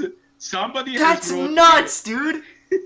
Why? Somebody has written an entire book on how to cast the card, on how and when to cast the card Gush. This person is Steven Menandian, and I remember that I think the first vintage Super League that they had, it wasn't team, this was just normal Super League. At a certain point during week 1, he had a point where he tanked for like 10 minutes. What? On how to resolve a Doomsday, and nobody was surprised. People were like, yeah, I mean, There's Steve. Steven is deliberate, is a way to say it. Deliberate. And yesterday, while he was playing, you see him, you saw him sometimes, at a certain point when he was playing, he popped up a spreadsheet and started looking at stuff, and like, looking at stuff, and like, the commenters were like, you know, that is not the list of the deck list that we circulated players or a website like Goldfish. This is Stephen's personal spreadsheet that he clearly made specifically for this deck. So, shouldn't that be illegal? Like, isn't that outside information? You're playing on Moto. Oh. Now. Also, you can check sideboarding guide during the construction. Oh, cool. In between games. That's not what he was doing, but I mean, in an actual tournament it would be, but it wasn't said beforehand. Modo, like if I'm playing on Magic, check a deck list on the internet, I can. So. Okay, speaking of Magic personalities, how do you feel about Andrea Mengucci? Andrea's great. He. I actually watch every video that he makes. I started watching his videos on Channel 4 because, and I'm on to speak, obviously, but it was funny to me the way that he pronounced the word, the card Abrupt Decay. What did he say?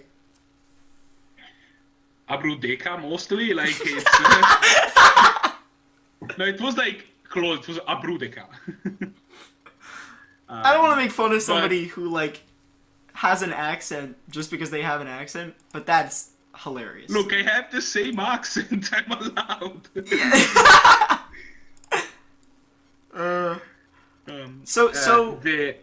Where's way, Andrea from in Italy? He's from Bologna. Oh, okay. Yeah. And you were in the Sicily area, correct? No. No? What? I'm from Florence originally. Oh, okay. Who's from Sicily? I don't know. Shoot.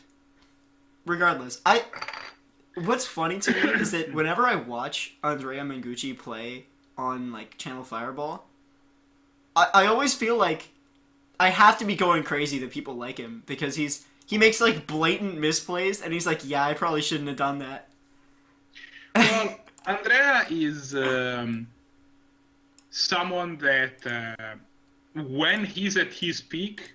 When he's at peak Mengucci, his play is amazing, and you can tell because I mean he has a pretty impressive resume, right? Like he has. Did you say the peak Mengucci? When he's at peak Mengucci, we all hope to achieve peak Mengucci. one day he might. No, seriously. When Andrea is at his best, he's honestly an amazing player, and you can tell on account of the fact that the last 3 Magic World Championship he managed to almost single-hand. Well, not really, but he was organic in bringing Team Italy to the semifinals for 3 years in a row. That's insane. Which is impressive. Also, he has top 8 at 3 Pro Tours. He has a decent amount of GPs, which is of GTO bets, which is not easy to do when you're in Europe specifically, since there's like just less tournaments going on in places that are not North America. I mean, he's also a legitimate. He's honestly a very impressive player. The problem is that he's also one of those players that can't immediately just see a deck and figure out how it plays.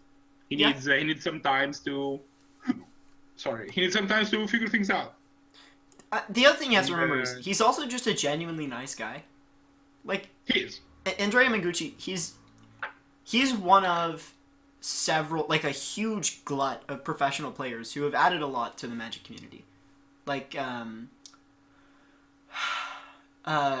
BDM, Marshall Sucklet, people on the casting team have done a lot for the Magic community.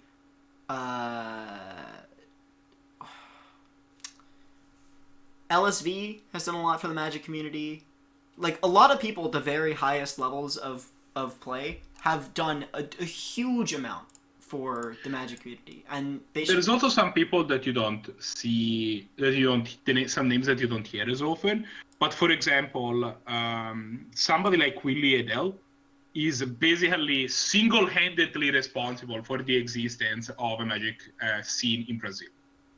Yeah, that's just it's incredible and really, really cool. Yeah.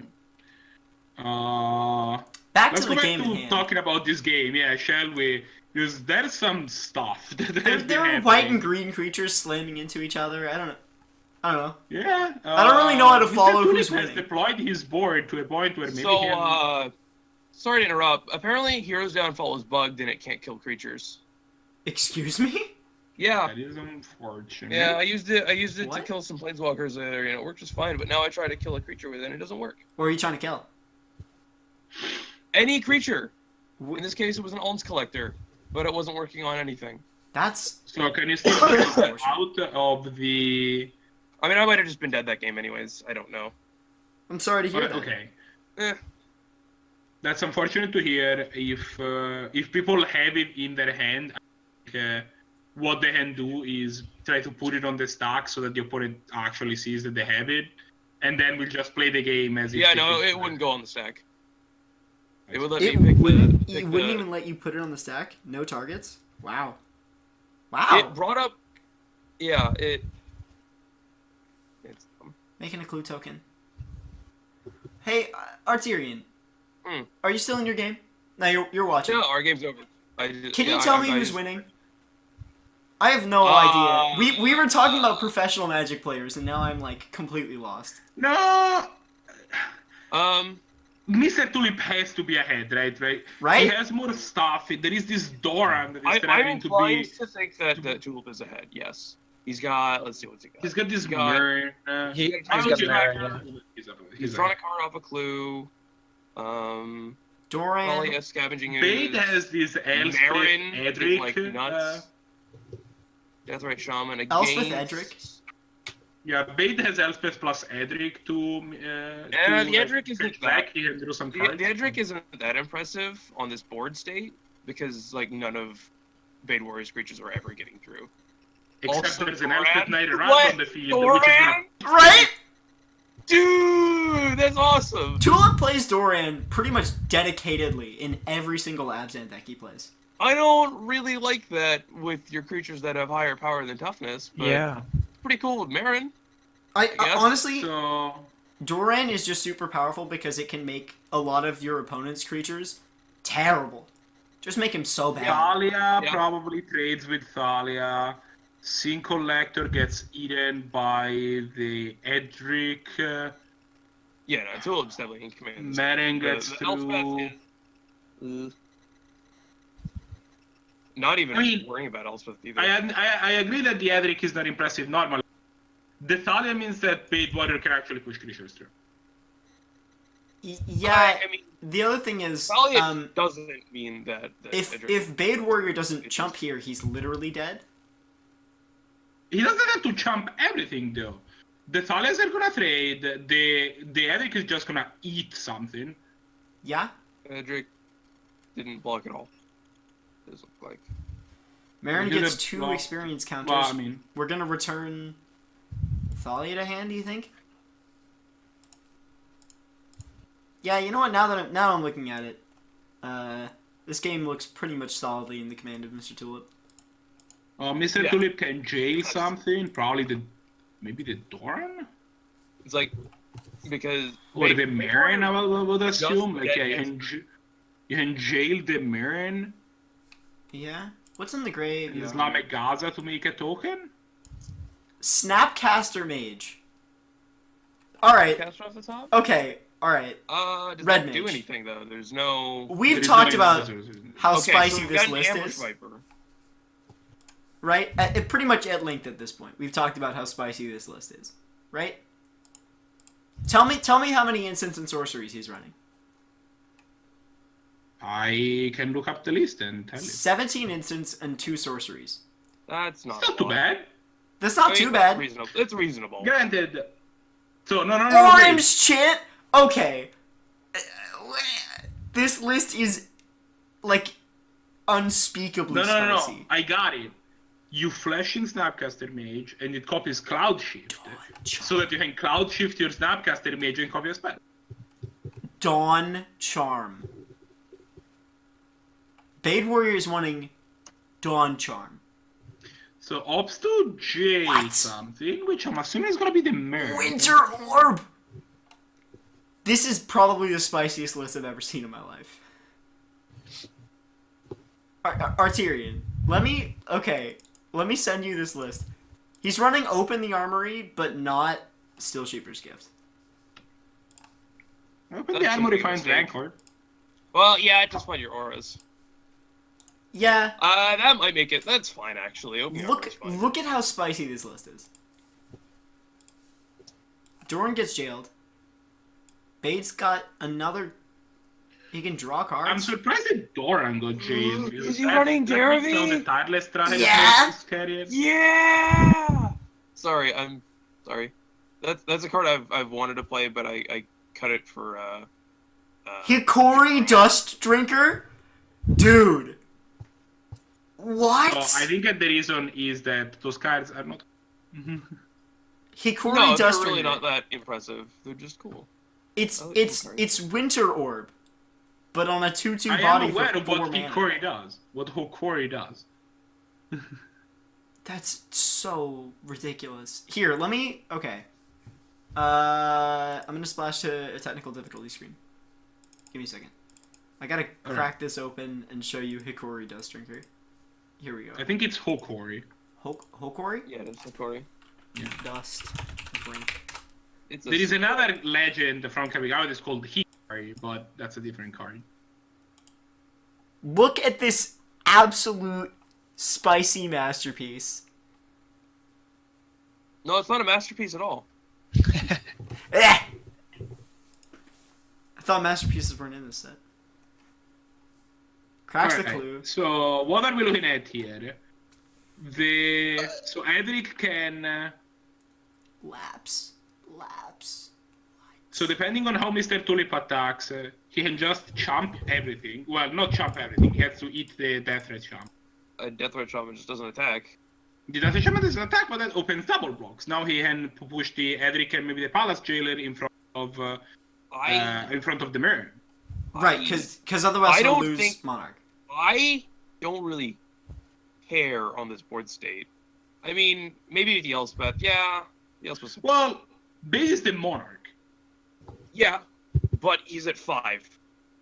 And I understand that And his part. creatures, The his biggest Elspeth, creature is a he has a 2/2. Gaza in hand. Once the Elspeth and Gaza are live, he can just keep making tokens forever, and that's gonna feed him with the chump blocks he needs. I'm sorry, what's that you said he has in hand? The Gaza. Gaza, Gideon Alexander. Come on, you never heard that nickname before? I think I misheard what he's saying. It's pronounced Look at like the strip, like Gaza. It's also Yes. like I don't know what card you're talking about. Gideon Gideon Alexander. Ally of Zendikar. Oh, yeah, I know. I've never heard that. Okay. Also, by the way, he it's has sort a of like Gideon Ally of Zendikar in hand. Once that and the Elspeth are both live, he can just keep making 2/2s, like in 1/1s, and that's gonna feed him the chances that he needs if he can trade with like one creature or two now. yeah. Also, like Gaza is it's a pun because in Britain, like in England, a shortening of names that start with G, like just pretty much any name that starts with G, is Gaza. That's an awful long. Yeah, it's a long walk, but it's a long walk that I find absolutely hilarious. So, does Yeah, he I trade like the that. Edric with the Marin here? Probably he does. Yeah. I would Does have he? to assume that he does. Or he takes 3 and then. But then he loses Monarch. I dislike that. He You can't. already Yeah, have no, he Monarch. can't. That's already. He has Oh, to block. okay. He's dead. Isn't he? Isn't he just dead? Oh How no, there's no so? instant sorceries yet. As soon as an instant sorcery makes its way to the yard, the game is over. Yeah. Or sorry, I non-creature. Disagree immensely with not trading with the No, Marin. it is. It's, If you trade with the Marin, you Yeah, get not to blocking keep was being the absolute. Monarch. yeah, not blocking was absolutely a mistake. Bade's just dead though. Like, how No. does he live? He can make 2 creatures, right? I'm on board with making 2 creatures. Well, MrTulip would not have the Doran if the Marin had been dead. Yeah. Yeah. Yeah. All right. We then you can know make the 2 that creatures Tulip and- has this Hushwing Griff in hand, though. I And, honestly, I don't think it matters. Flyers get through no matter what. Thalia is And the actually a Thalia- big deal here because it means that any of the creatures he could have created can't block anymore. Yep. But the Thalia was going to come back no matter what. Yeah. Wow. All right. There's a windstorm. Yeah, Marin pulling her weight. Marin 2 XP. Really good. Marin's Creatures every pretty turn. nuts Really at good. the end of the day. Eladamr is cool. Does it mean Uh, anything? I don't think so.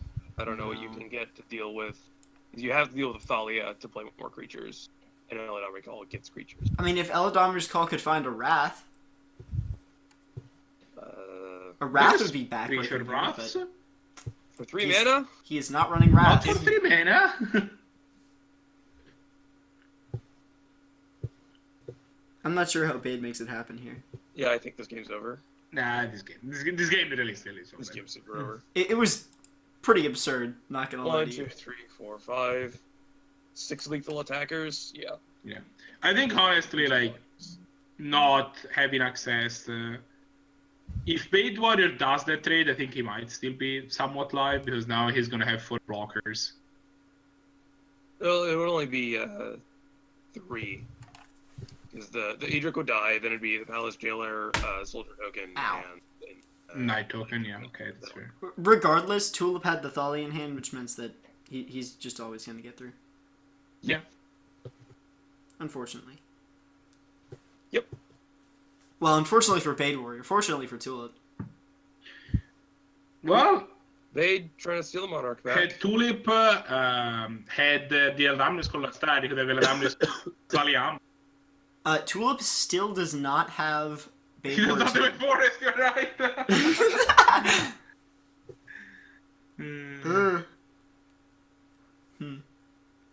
Oh, I almost didn't ask you. The Red Mage. We have not spoken since Dominaria has come out. Oh no. How do you feel Oh about it? no. Ambush Viper. Ambush It's- Viper, no. Fine. It's fine? What? Do you not play much Not Olympic? really. It's really a ton of exciting cards, especially for Highland. There's nothing particularly exciting for Highlander. Well, that's actually a lie. Voltaic Servant is a big deal. Okay, that's fair. There's Damping Sphere for Modern is, I guess, an interesting card. Oh. Bade. Wait. Oh. Bade tried to cast a spell queller, paying the life from Marshland. Brutal. Damn it. There we go. Makes mana, kills himself. Yeah, notably, Brushland deals you damage. You do not pay life. So you can Yep. totally kill yourself with it. Well, that was almost the last round. That was round 2. Yeah, let me type in the next round. How do you guys feel Who so have far? you not played against? I All right. feel disappointed. Sorry to hear that. I can't win with this deck. It's gotta be cursed. I think it's actually definitely cursed. Like, having played against it, that's a cursed list. Yeah, I can beat you, no problem. Wow, fuck you. Well, I say no problem. I spill coffee over. I know. Oh god! I had to leave for a spider, now the Red Mage is leaving for coffee. I think, honestly, Arterian, I think the list is just cursed in tournaments. We can play games and you can, like, get me, right? But as soon as you enter a tournament, it's like, you're screwed. You keep drawing lands or you draw no lands. every time. We added more lands and cantrips last time I edited the deck. It's not fair. It's not fair. All right, those are the last pairings. Alright, I think I managed to solve the coffee or chair situation. Are you sure? I pulled my shirt off and put another shirt on. It wasn't that hard. It All wasn't. Well, okay, you're not gonna wash your shirt. It'll get stained. You madman. I'll wash it eventually. Ah, you've never felt the true pain of getting a shirt that you really like stained with coffee for all eternity. It's a black shirt. It's not gonna be visible even if it's visible.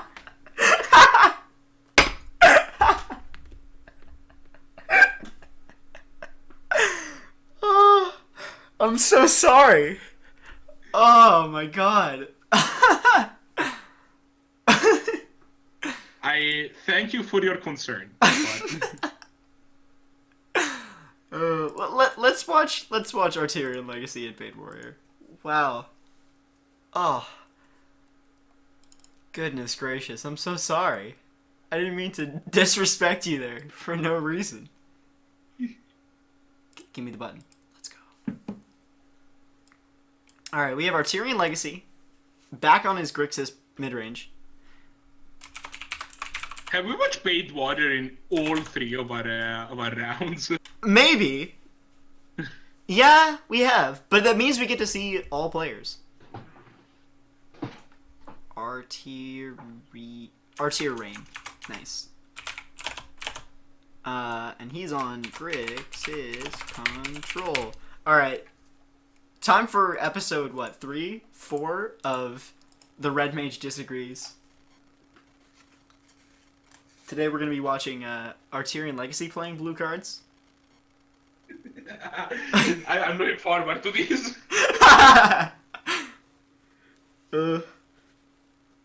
You know, we really should, find a GP that is equidistant from both of us, and both go to the GP, just to sit down and listen to you be like, he should have floated green and blue off that gush, not blue and blue. What an idiot. Alright. You know, that is exactly what Steve Menendian was complaining about at the Vintage Super League when he said that the guy needed to read Chapter 9 on the book on Gash again. Yep. Wow, what a hand from Arterian. Swamp Thoughtseize into Volcanic Island Arc Trail. I mean, no threat, but lots of interaction. I mean, it was his second 6. This is a pretty good second 6, all things considered. Sees a handful of lands, Hallowed Moonlight, Kasali Pride Rage, and Managorjo Hydra. I can just imagine Arterian right now seeing this Hallowed Moonlight and he's losing his mind.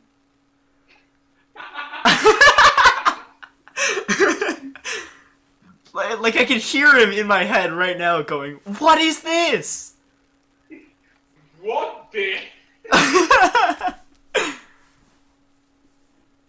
Takes Kasali Pride Mage. I think that's a fair, exchange. Draws Counterflux. Let's switch back over to Bade Warrior. Draws Unexpectedly Absent. This is a card that has been unexpectedly absent from a lot of Canadian Highlander decks that I've seen so far. Because it's just really good. It's just a super powerful, relatively cheap white removal spell, and nobody's playing it.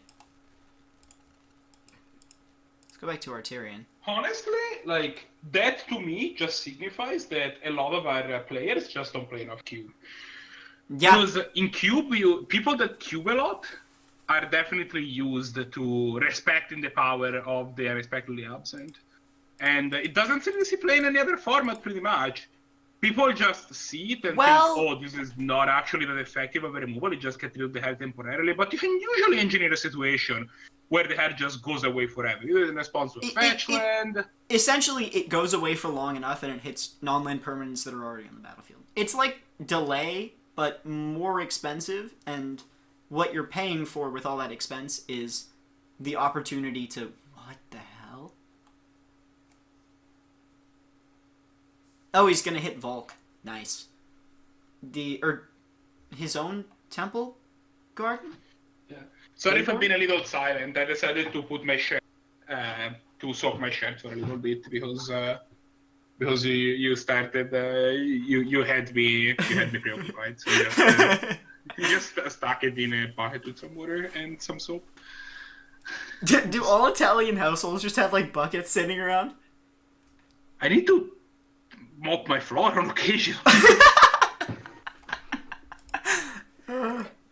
Oh my god. I'm sure we have a bucket sitting around somewhere. You just made it sound like you just like had a bucket sat out. Ugh. Oh my goodness. But yes, I do own a bucket. That is the thing. No, I know you own a bucket. But you made it sound like you've had a bucket sat out all day, just waiting to use it. Just in case. Oh, we toss back to Bade Warrior here. Plays out the Gaza.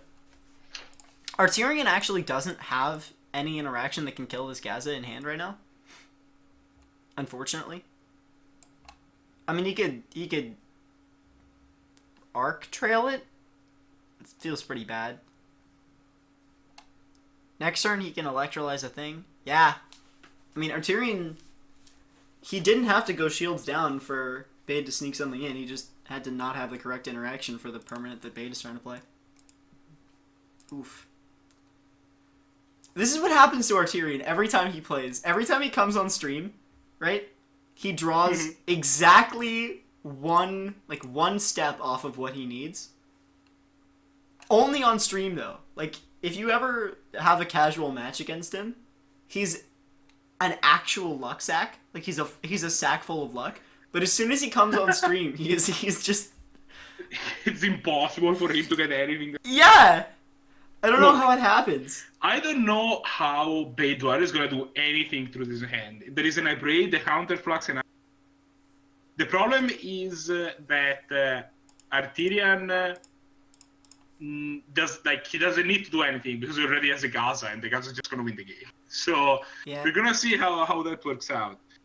He's at 5. The Gaza's at 5, which is the Arctral and the Electrolyze are not quite enough. Can somebody tell me why he's sawing the Dryads his own Temple Garden? That would have been backbreaking on the Volk. Here's a Flooded Strand, right? Managorge or Hydra. This Hallowed Moonlight is never going to see play.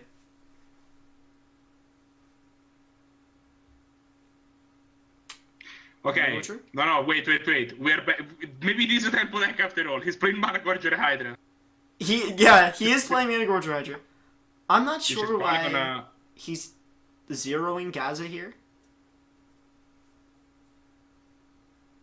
I feel like giving him the +1 and cracking in for 5 is going to be a better use of his threats, but I don't know. Yeah, I mean, zeroing is the value play, right? With the Creature, but on the other hand... So, okay, I'm assuming the Hydra instantaneously eats the... Arc Trail. Oh, no, probably the Electrolyze. Oh, yeah, no, you're right. Well, Arc Trail's the sorcery. I'm an idiot. Yeah, Electrolyze, you're right. 1 to the Hydra, 1 to the Gideon, I guess? No. 2 to the Hydra. The Hydra's going to be a 2-2 when the Electrolyze resolves. Oh, okay. Oh, it gets a Braider. That's close enough. Arterion probably doesn't want to shock himself off the Flooded Strand. Or, I guess, get a dual land off the Flooded Strand. Flooded Strand. Fair. Maybe Electrolyze is just going to be more useful later. Counterflux. I mean, if he draws a bolt of some sort, Electrolyze ways that you don't 2-for-1 yourself off of the Gideon. Just kill it immediately. Okay, I'd like to get on my stand for a second. Counterflux. I have always seen this card incorrectly. It looks to me like a super Animu, like I'm talking like idol boy, but Vagina. So idol girl giving you the she's stretching her arms out, but as it turns out, it's not. Like the face looks way different than I think it does.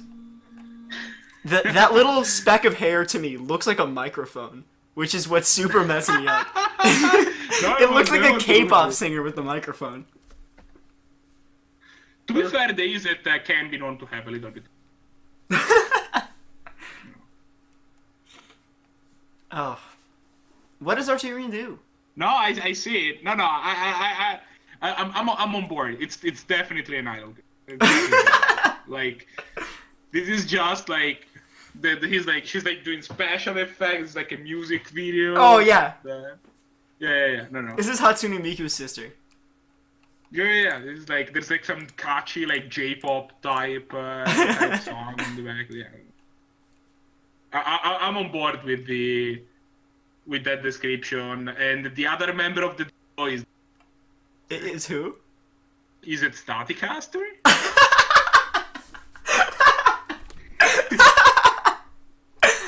Oh, let me pull up a picture. Is it static? You're so right. I know, right?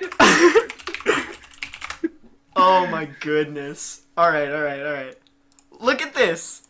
Tell me that's not the. Tell me with a straight face that this is not a J-pop singer. Look at that. I told you, I'm 100% on board. Absolutely. Like that's 100% a J-pop idol girl doing a dance. Like, why is everybody that is on an easy card like jumping around? They're very light. It's true, but they have all of these brass stuff. Honestly, like even Ral Zarek looks like an idol boy. Ral is their manager. Like he used to do this thing, now he's retired. Yeah, look at him. Too old. Oh, what a ridiculous song and dance. All right, we're back to the game. Arterion, let's look what happened. Arterion hit Gideon with the Electrolyze. Blade Warrior just cast a Hallowed Moonlight to make it happen, and is now attacked in. He has Miri Weatherlight Duelist, which is a super annoying card if you are playing creature decks, let me tell you. Except that he is not, so this is just a 3 with first strike. Yep. Colloquially known as the worst Thalia. The worst Thalia. I mean, Arterion can slam back with Dak Faden, but I'm not exactly sure that's gonna make it happen. Arc Trail might be kind of brutal here against Miri. Dark Faden is one of those cards that when he's not great, he's not great. But when he is great, it's amazing. Yeah, I think I'm not sure what Arterion can do here. Anger of the Gods would be effective. It would get rid of both Miri and the Night Ally, but it's not going to hit Gaza with anything. Let's see. Yeah. Demonic Tutor, Collective Brutality, and Badlands. What does Arterion... Bonfire off the top would be reasonable. What off the top? Bonfire of the Damned. Ooh, yeah, alright. You get to like clear the board. The Gideon goes down to 1. Can you even point Bonfire at Gideon anymore? I honestly don't even know what Bonfire of the Damned does. Is that the miracle one? Yeah. Oh, yeah, that would be kind of brutal here. Well, I think Arterion doesn't I don't know really... that you can point Bonfire at Gideon. Maybe? Yes, you can. Alright. I'm not sure... Because you could like a month ago. There's been rules changes. Yeah. I think Arterion kind of had to keep the DT, and DT for... what's it called? Deathmark? No, Dreadbore? There we go. That's the one that kills... It's red, blue... It's, in any case, red, black, destroy target creature or planeswalker. I'm not... Is he running that card? Now I have to check the I mean, list. we know that his enemy hero's downfall, that also works. Oh, Mana Stack loads so much faster than... Alright. Looking for... The problem is that then he still taking damage from the Miri and the... He's actually not running Dreadbore. Interesting. I would probably run that card before I run hero's downfall on. Absolutely, I agree. I mean, Dreadbore's a sorcery? Dreadbore is a sorcery, but one less mana is a big deal. Yeah.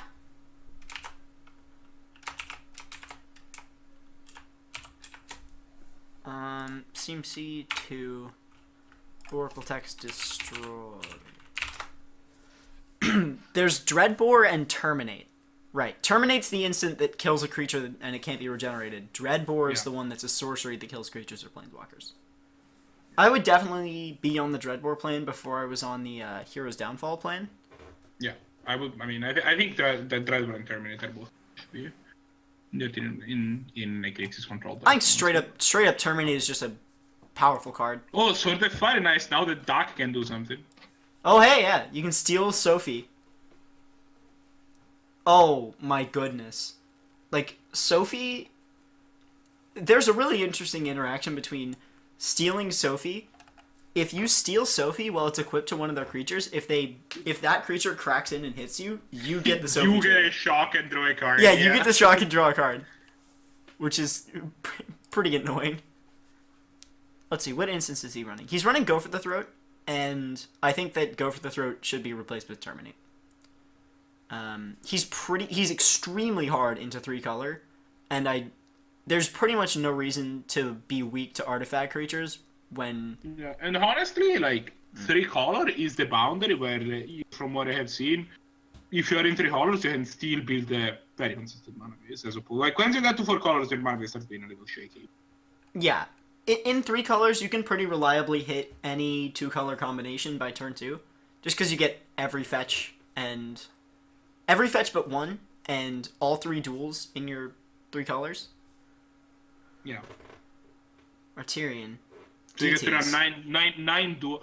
Like, the thing is that you get to run 9 dual lands, and each dual lands can fetch each color. That is the boundary. Whereas when you run 4 colors, sometimes you end up with a deck with Windswept Heath that cannot fetch your bad land. Yeah. Whereas when you're running 3 colors, there is gonna be an overlap between. Well, I guess you have to run off-color fetch. No, but each fetcher can fetch each color. Finds Hero's Downfall. Yeah, I think Arterian is absolutely vindicated in his choice to Hero's Downfall here. He's at 10 life, and with this Sophie equip, that becomes... So he's dealing 3, 4, 5, 6, 7. So Arterian can go to 3 here. Or he will go to 3. Isn't able to hold up a counterspell, but Bade has no more cards in hand.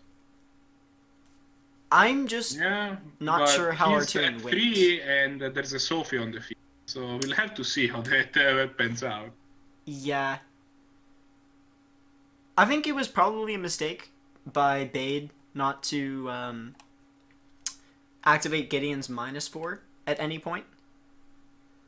Like, yes, it would have killed Gideon, but also it gives you a lot more longevity.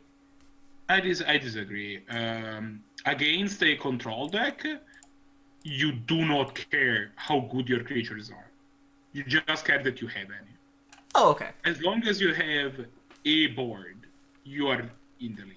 That is now that I think about it, I agree. In playing a lot of red-green aggro, I've definitely found that the way to beat a control deck is to have a board. Yeah. You don't beat the control deck by sacrificing a threat to make your other threats better. You just want to have...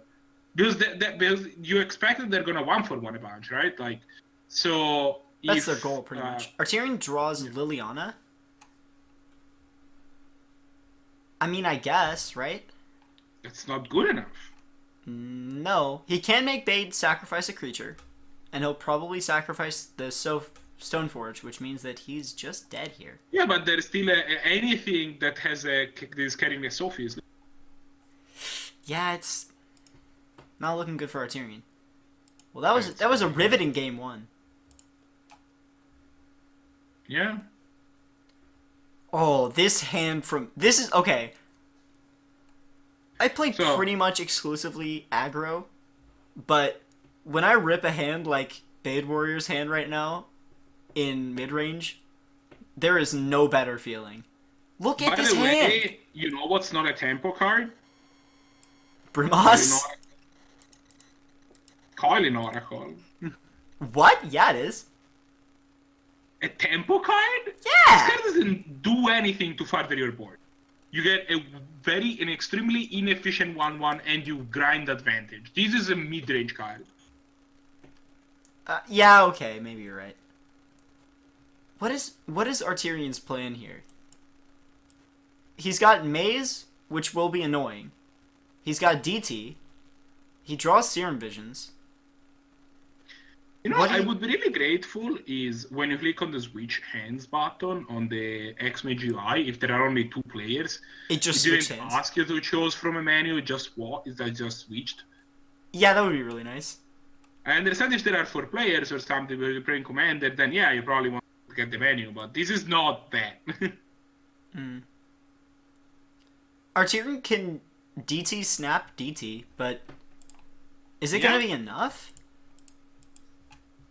Is it going to be enough fast to stem the tide a little bit, and you can find a lot of removal spell. I think that what we're going to see is, it depends if the Snapcaster Mage can actually trade. If the Snapcaster manages to trade for like a real card at some point, I think that's gonna put Arterian in this game. Hey, find the land. Yeah. Still does not have either the forest or the plains for Kasali Ambusher. Sorry about that. Finds Wasteland. That's gonna be able to take Bade Warrior off of green permanently? Semi-permanently? Well, yeah, until he draws another green source. That's gonna put him out of Scavengers, Kasali Ambusher. It's not backbreaking, but it's something. Okay, Red Mage. What's up? What do you think Arterian's line is here? He has 2 CMC open, and a Snappy and DT. He has no valid targets for Snappy. I DT here. For what? A removal spell. Just any removal spell? Alright. I'm thinking Bolt. Bolt. But maybe Force of Will? DT for Force of Will? What? Who are you? You are just an absolutely savage man. Look, when I played Merchant Scroll in my control deck, basically get Force of Will like 70% of the time. That's what that card was. Because you're tapping out on your turn to find a spell, which means you don't have the time to. You usually don't have the mana to cast a different spell, so you have Force of Will, so you get to. You are such a control player. DT, what am I gonna get? I have my entire deck at my fingertips. I'm gonna take Force of Will. Yeah, what is the even hand that stops them the most effectively. What is he even gonna try to, like, force? I don't know, whatever Bade Warrior plays. I guess. Alright, I will bet you $100 that he does not get Force of Will. He's not getting Force of Will. Arterian is not me. He's a much more... So I'm assuming that he's probably finding some sort of threat.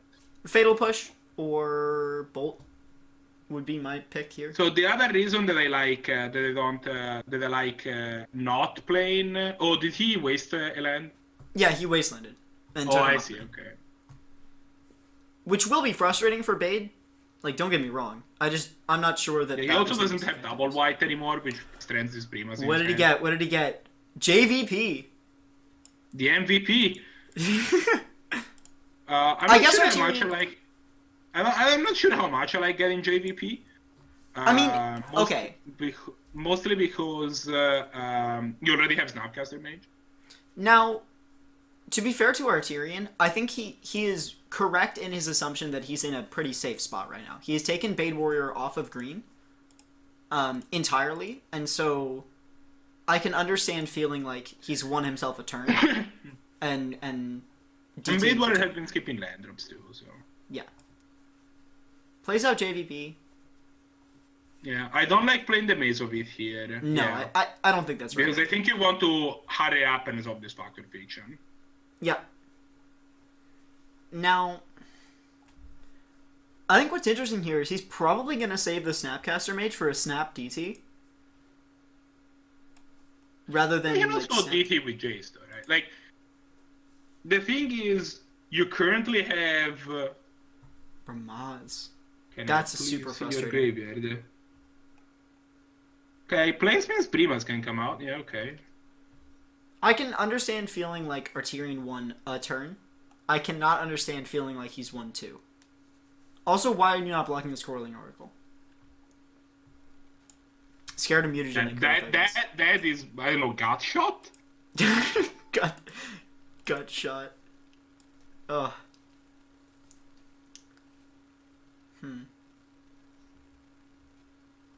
Alright, Gets us I Steam don't Insect. know how much longer it stays, sadly.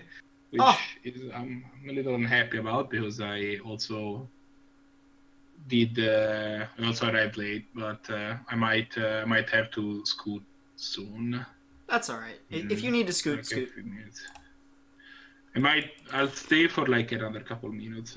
Maybe MrTulip and Wafa finish the thing, finish whatever they're doing. So Is he playing Snuff Out?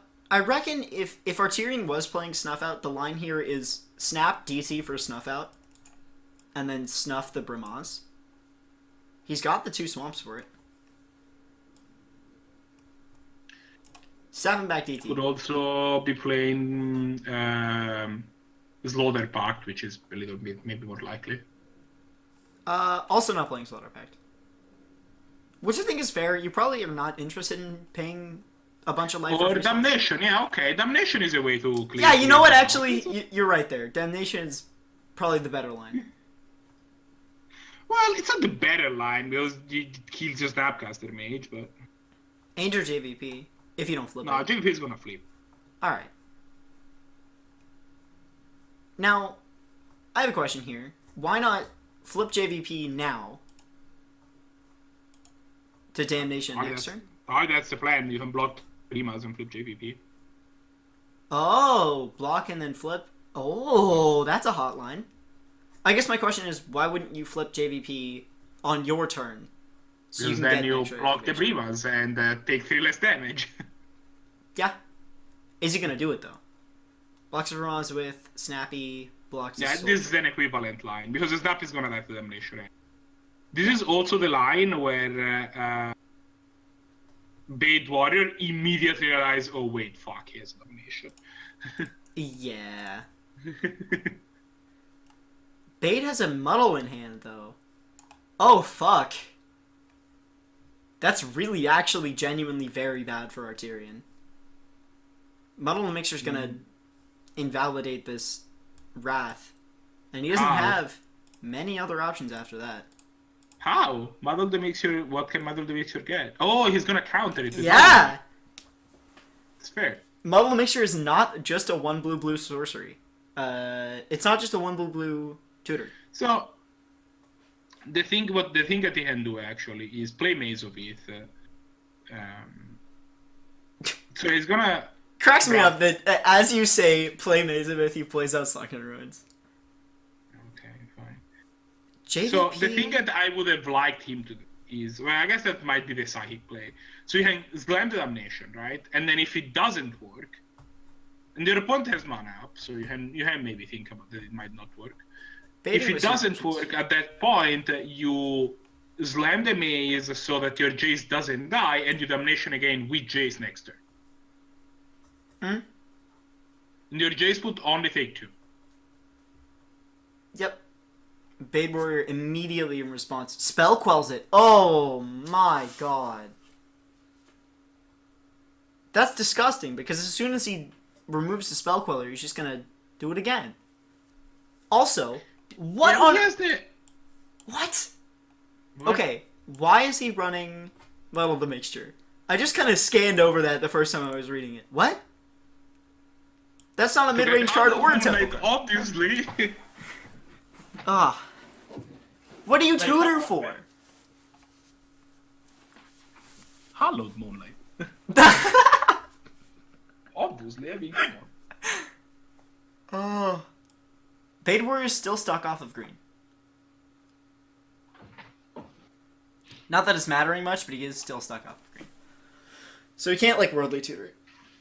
Muddle for... Oh, God, excuse me, sorry. It's exactly 2 CMC, right? Yeah, it's exactly 2. Excuse me while my co-host, the Red Mage, walks into a giant empty warehouse and shouts down the hall. How's the hallway? Giant and empty. Puts a +1/+1 counter on Spell Queller. Oops. Yeah, Johnny called the Pride. Target creature gets flying and double strike until end of turn. He is real brutal. Swings out with Ramaz. Hits. Is the counter of the spell queller a +1/+1 counter? Correct. Yeah, look. I need to leave now, but based on this board, Artirian is not winning this game. No, There is no it's way. not looking good. The Maze of It serves as a foil to the double strike from Ajani because it's double stroke. But on the other hand, Double have stroke? you seen this board? Yeah. Well, I mean, he's actually one removal spell away from killing the spell queller, and then Damnation cleans it up. Okay, yeah, but like, a Johnny -3 literally kills him next turn. Actually, the Maze. board literally kills him next turn. He has a Maze of It, so he can maze something. Ooh, you were correct. 1 Mazaveth. Foth? Did you Mazaveth Foth? Mazaveth Suspend Ancestral Vision Foth? No, you might have to actually play the land and try to torrential something. What are you torrential? But then the +2 from Ajani kills you. It's really, flying. really brutal that Spellqueller exiles the Damnation because he can't get it back. Well, you can't either way because torrential gear is only. Oh, it's only instance. Okay. Yeah. Foth finds Terminate. He is running Terminate. I'm an idiot. I was reading through the list and I was like, he should really be running Terminate without even looking to see if he was running Terminate. Okay, so maybe he's back in business. He can play this Bloodstained Mire, terminate the spell, and then and then the Ajani doesn't have any feature to target. So yeah, okay, maybe this game is not over after all. He hasn't played the land this turn yet, right? No, not yet. Have you Alright. have you seen the newest North 100, by the way? I know you gotta go, but like, have you seen the newest North 100? The Dominaria one? Part 2. Yeah. I haven't seen it because I listen it as as a pod. But yes. Okay, did you hear Liam, like, talk about the split Foth into a 5-0 pile and then nug them with, what is that card called? Blood Oath or whatever? Blood Oath. I think it's Blood Oath. Oh, he just removes the Spell Queller and casts Damnation. Yeah, that's what I said. Oh. You said it like 3 times. I was like, what is he talking about? I'm so sorry. Let's see come if on, Beatrice- man. I'm sorry. Look, I haven't had as much coffee as I need to today. I haven't either because I was too busy like spilling it all over. Spilling it all Yeah. over yourself, putting your shirt in a bucket. Yeah. Okay. I need to leave. Yeah, no, I absolutely.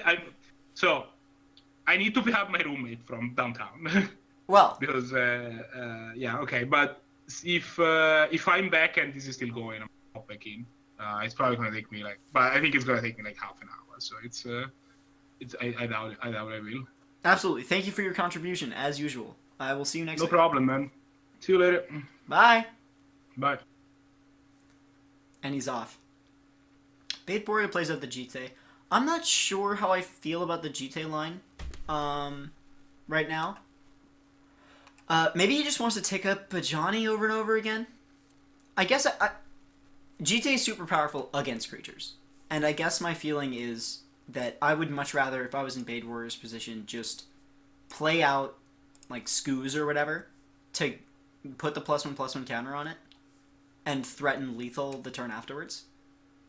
Or would that be threatening lethal? No, that would not be threatening lethal, unfortunately. No, Scavenger uses a 2-2. Yeah, would that? I'm losing my mind. No, that would not be lethal. But he can threaten a ton of damage next turn.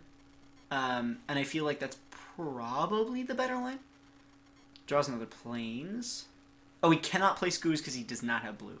Or does not have green. I guess just Snapcaster. Just play Snapcaster for no value. You can open the armory, Snapcaster, open the armory. Better activate this Ajani. Do not punt on the Ajani. Okay. You can technically draw a card by opening the armory, snap open the armory. Doesn't even snap equip GT. It's Arterian Optimistic Confluence, drawing 3 cards. Bade snaps in response. Doesn't have anything he can get from the graveyard. Just puts a Snapcaster onto the battlefield. And then Arterian draws 3 cards. Let's go see what he got. Lots of stuff. Counterspell, Mana Leak, Mental Misstep. This game is definitely shaping up to be in Arterian's favor. Torrential Gearhulk is live with, like, so many powerful instants in the graveyard. Including Mystic Confluence. So at this point, Arterian could just hold up Torrential Gearhulk and then Mystic Confluence and bounce the thing. My concern right now is, however, this Ajani will get to ult in 2 turns if it isn't killed. And currently Arterian is not killing it with anything. DT is in exile. So I don't know how he finds something to kill this Ajani with. Mazavith comes down. You can bounce it with Cryptic. He's got the blue. Cryptic costs 4, so he could Cryptic and also hold up Counterspell. That's not a bad line. It leaves Bade Warrior in a pretty terrible spot. There's Hokori. I think Hokori just... If Bade Warrior opts to cast Hokori, it's just going to get Cryptic, bouncing Ajani.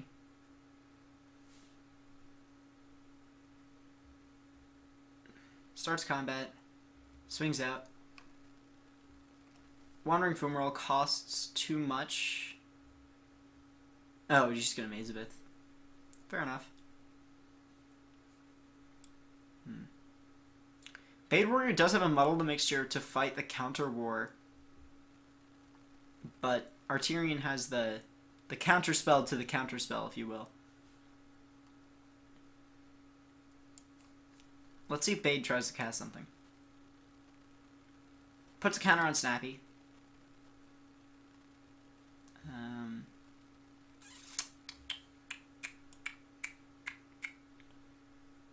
He could just cast open the armory, but there's not really anything he's looking for, right?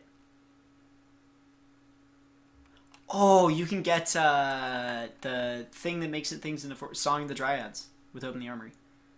End step. I mean, does Arterian have a choice? At this point, just going Torrential Gearhulk and getting back like Mystic Confluence to draw 3 cards or something like that would be annoying, to say the least. Could also get back Braid to destroy the GT. He's got a lot of options. I think Mystic Confluence is probably the best of those because I don't know. I heard drawing 3 cards was good. I don't know who told me that, but I heard it was okay.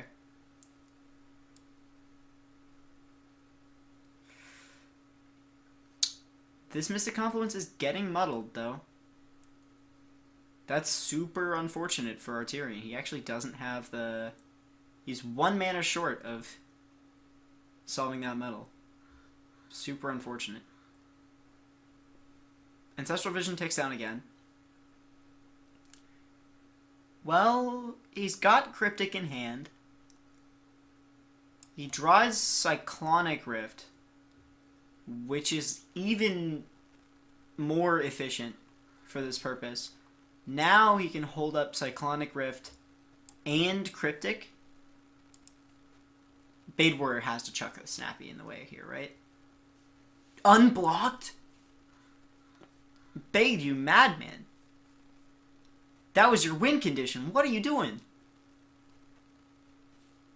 Maybe he thinks his win condition is swinging with the Snappy. I mean, it's a fair presumption.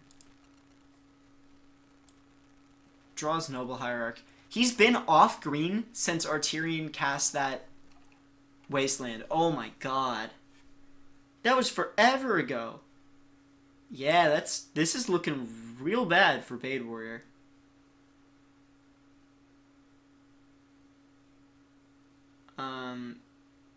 Arterian still has to remove this Ajani. Soon. Because by next turn, if Arterian doesn't remove this Ajani, Snappy just swings in and wins the game.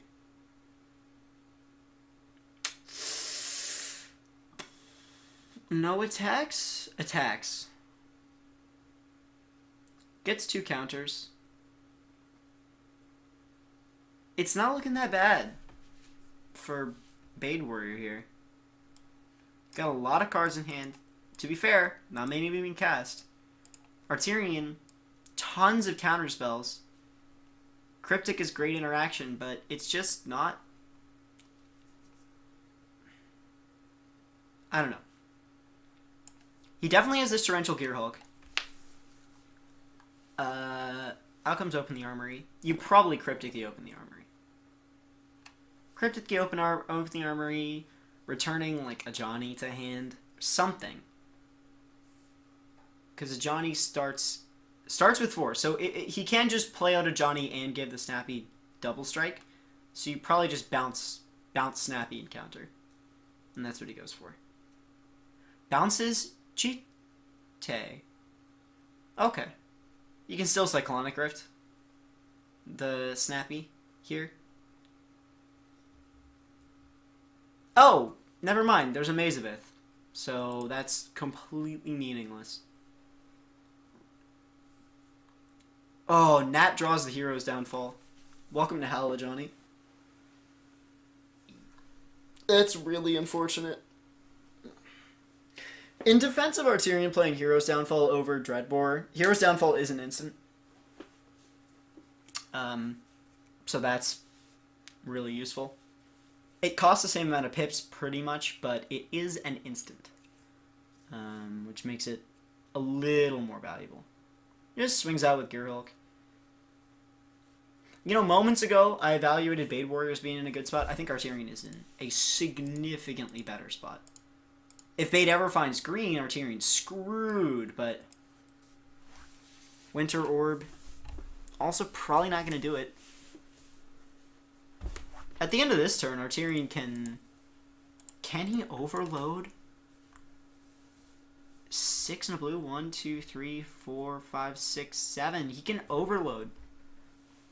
I mean, he's not going to. He's just going to Mana Link the GT here. But that would be pretty cool. Plays out Winter Orb. That's going to get counterspelled, I imagine. Let's Winter Orb resolve. What? I mean, it technically doesn't kill him. Bade doesn't attack with Snappy because Mazavith still exists. I am going crazy, actually. I can't follow the pace of this game at all. Ancestral Vision comes off Suspend. Arterian goes up to 7 cards in hand. This is solidly in Arterian's favor at this point. Finds... Land, go for the throat. He can pretty much go for the throat for free here. Scry's to the bottom, which probably meant him as a valuable scry. I mean, what? You just swing out with Gearhulk, right? You have Cyclonic Rift and Hero's Downfall and go for the throat in case any sort of madness happens with Snappy. So, yeah. Swings out with Gearhulk. Are we going to block with Snappy? Maybe.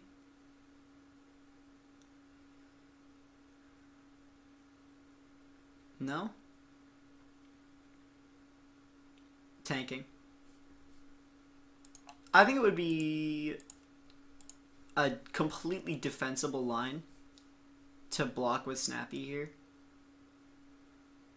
I mean, shit, his whole hand is green. The only non-green card he has in hand is Hokori, and that is getting countered. So, really not looking good.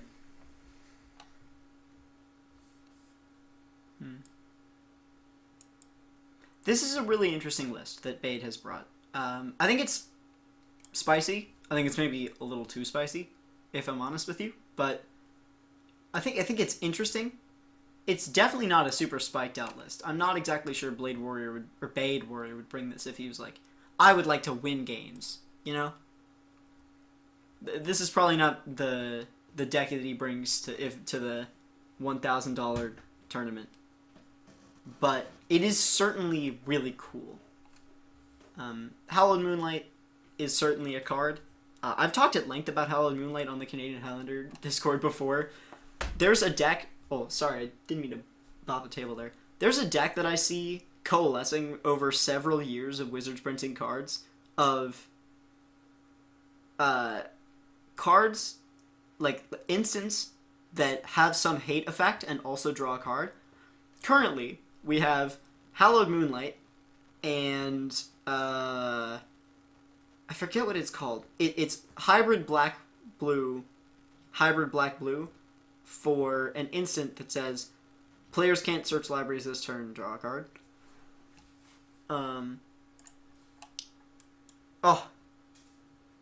Oh, is Bade Warrior actually gone? I'm seeing a rest in peace message from Arterian.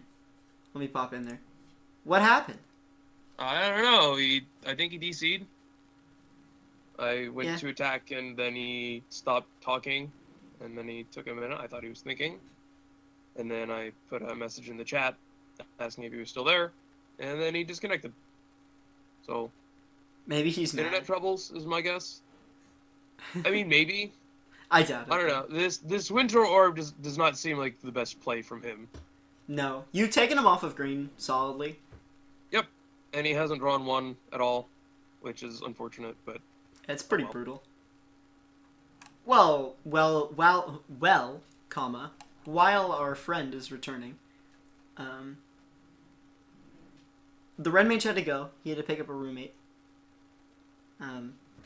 He also spilled coffee, and then I was like, "Are you not gonna like soak your shirt or anything?" He's like, "Nah, it's a black shirt. It'll be fine." And then immediately soaked the shirt. Feel pretty vindicated on that one. Nice. He has quit the match. Well. So okay. I guess something came up and he had to go.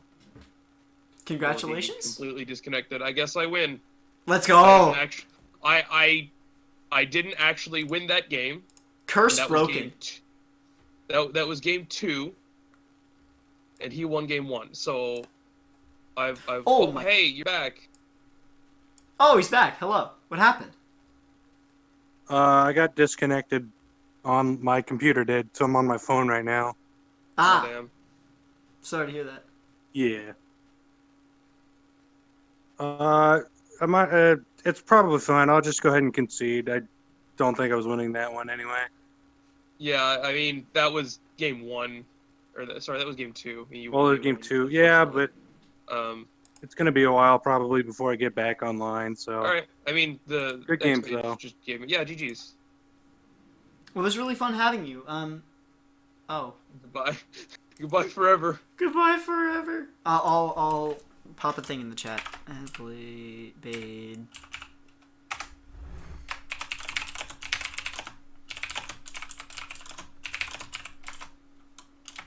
Well, I guess I have time to do other stuff.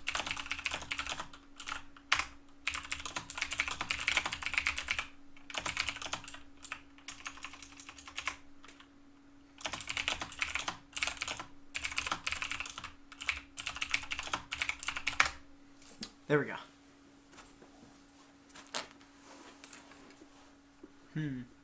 Well, are you gonna be off? No, I'm gonna hang around for a little bit longer.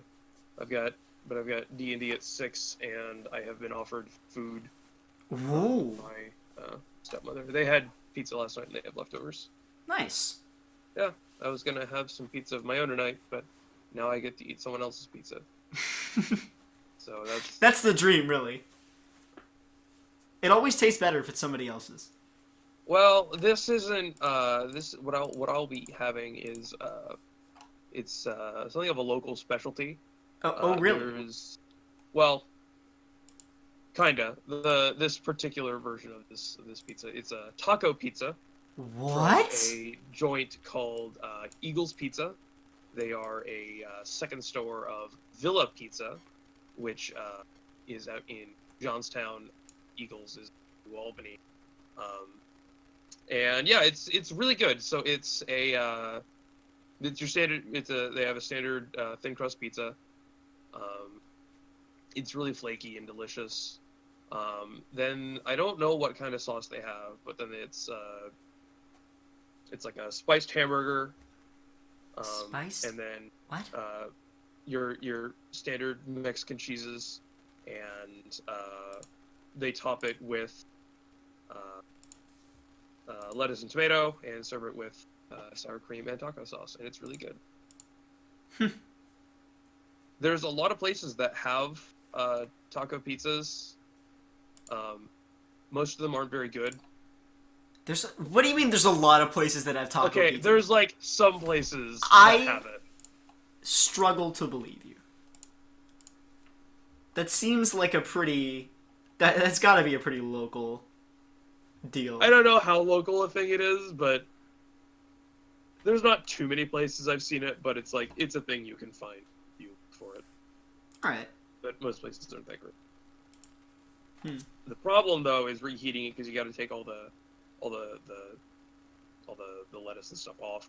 Oh, before you warm it up. I have definitely eaten microwave lettuce before. And it's not great, honestly. I won't lie when you reheat it, because, well, no, it's because the vegetables, it's like refrigerated vegetables aren't very great. Like they don't have any crunch anymore. They're just kind of soft and ugh. It depends how fresh they are. Like, if they were refrigerated the night before and you're eating them now, they can Because definitely it's be from crunchy. yesterday, I'm pretty sure it'll be fine, but Yeah. more than that, It's a pizza that is designed to taste like a taco, not a taco that... it doesn't really taste like a taco. It's its own thing. I don't really know how to describe it. It's something that anytime I have people over that haven't had Eagles before, I always take them out to it. It's like, we gotta go get this. You gotta try it. You gotta try the taco pizza. And like, it's a pretty well-known store around here, honestly. I think it's been on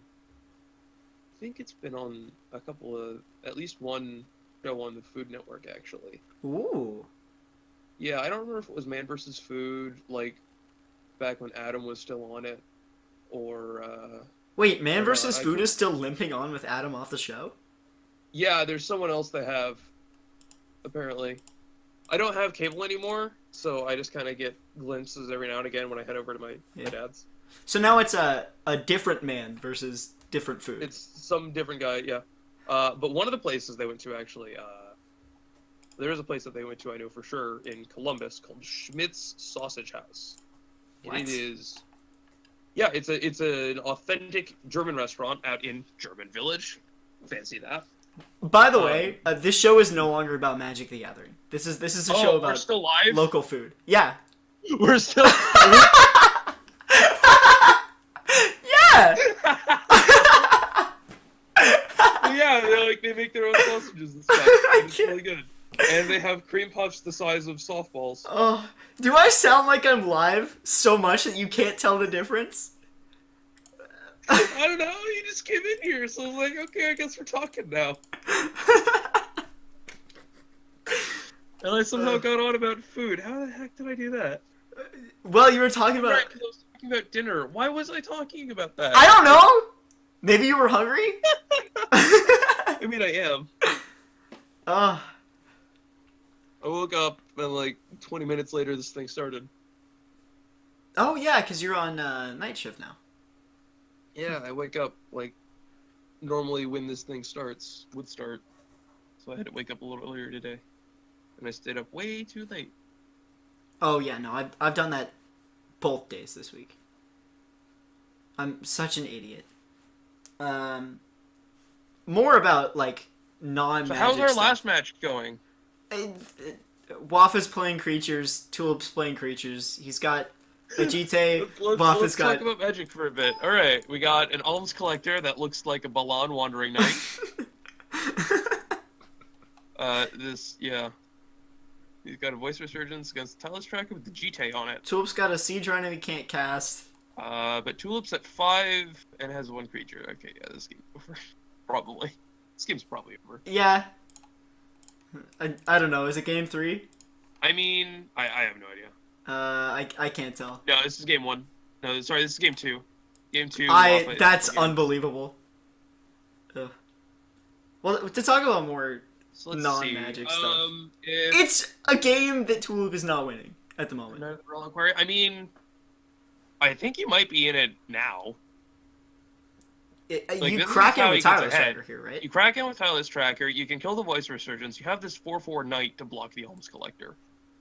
Yeah. And then you have 2 counters on, or then you have, then your opponent can't attack. In Resto. Okay, that's game. Yeah, it's I think. probably. No, it's not. Because, oh wow, no, Tulip was conservative and just didn't attack. Mm-hmm. Okay, yeah, wow, that's actually really good. Tulip's a That genius. means Wafa can only attack with Resto. Pretty much. But he does get to attack with the Resto. Takes Tulip down to 2. I'm not sure Then Tulip I wins. guess he's forced to crack in with the tracker. Get some counters. Probably gonna have to gain life with the counters. Oh, yeah. Does that work? We get 2, we can go up to 6, which means he does survive the next attack. Yeah, so if Wafa attacks out with, like, the Voice of Resurgence here, Wafa has to attack. I think Tulip's feeling pretty good about blocking that and trading off the Tireless Tracker for 2 counters. I don't know if you're supposed to attack with everything here, because there's a GT on the board and they have Tulip has profitable blocks here. Yeah. If you attack with everything, you lose both your creatures. Wafa has to make a serious consideration for playing Ewit and getting He's not Ewit. Wasteland. I don't see the hands. Ewit for Wastelands. And then just Wasteland the Uh, Scrubland. Yeah, taking off colored mana. Otherwise, it's like I don't know. I don't mind Ewit for Jamoka's command. Yeah, that doesn't feel that bad either. He's gonna do one of the 2. I think Ewit for Wasteland is a better line because it has immediate impact. Yeah, it does. He goes for the value play. Goes to the Jamoka Jamoka command. I mean, that's fair. Probably figuring that Tulip only has 3 lands.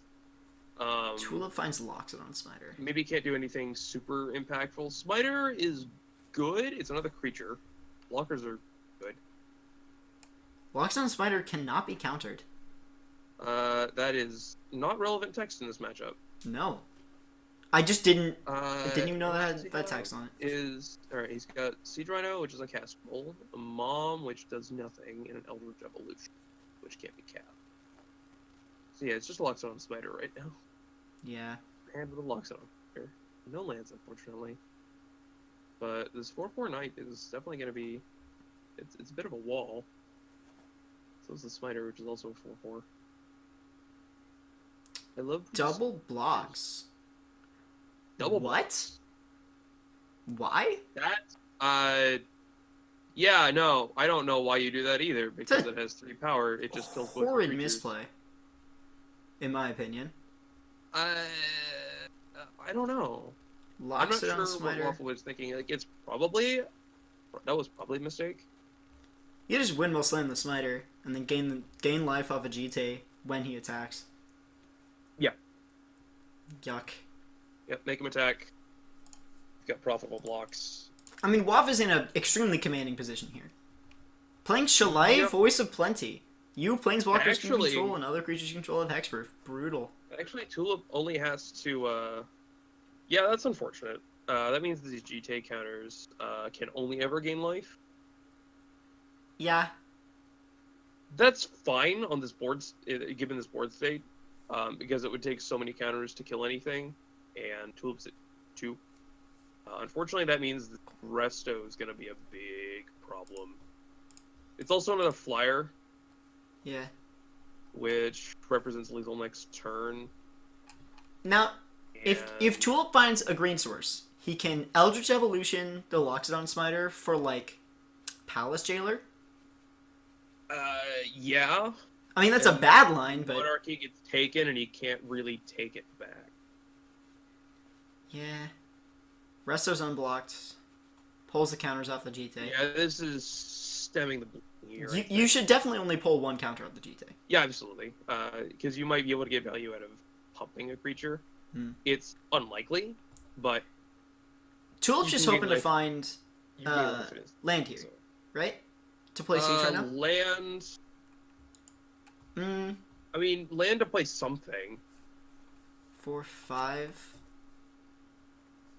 Even Even Siege Rhino leaves him dead. yeah, removal. Well, Shalai actually doesn't have hexproof.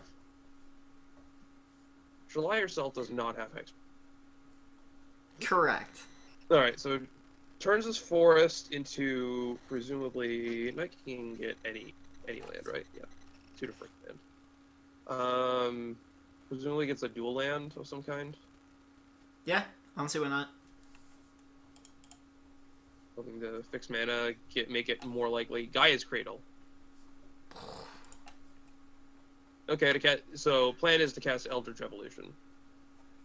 Finds the land, so he can Draws both everything, Eldritch so- Evolution alright. and equip a GT. What does he EDE for? Do what? What does he EDE for? I don't know the deck list. I'm not sure the best thing to get. Palace Jailer might be it, because you can jail away Shalai, and then get the Monarchy stolen and hope to take it back. Let's see. The problem is Shalai will come back. He could just get a flyer. Like he could go and get his own big enough resto. flyer? Pardon? Can you get a big enough flyer to block? No, he can't get like a Linvala though, and just block all day. He can't get a big enough flyer. Anything To... with 4 toughness, yeah. A flyer with 4 toughness would be really good. Yep. Neither Reliquaries is 6/6 here. Problem is though, Wafa has 4 creatures, Yeah. and Tulip's only gonna have 2, Mm-hmm. and he's at 2. Yeah, I noticed that I one. think he's just dead. Unfortunately, Might just be dead. I'm starting to agree with you. I kind of wish. Yeah, I think there's no. Are there creatures in Abzan that enter and make like 2 or 3 creatures?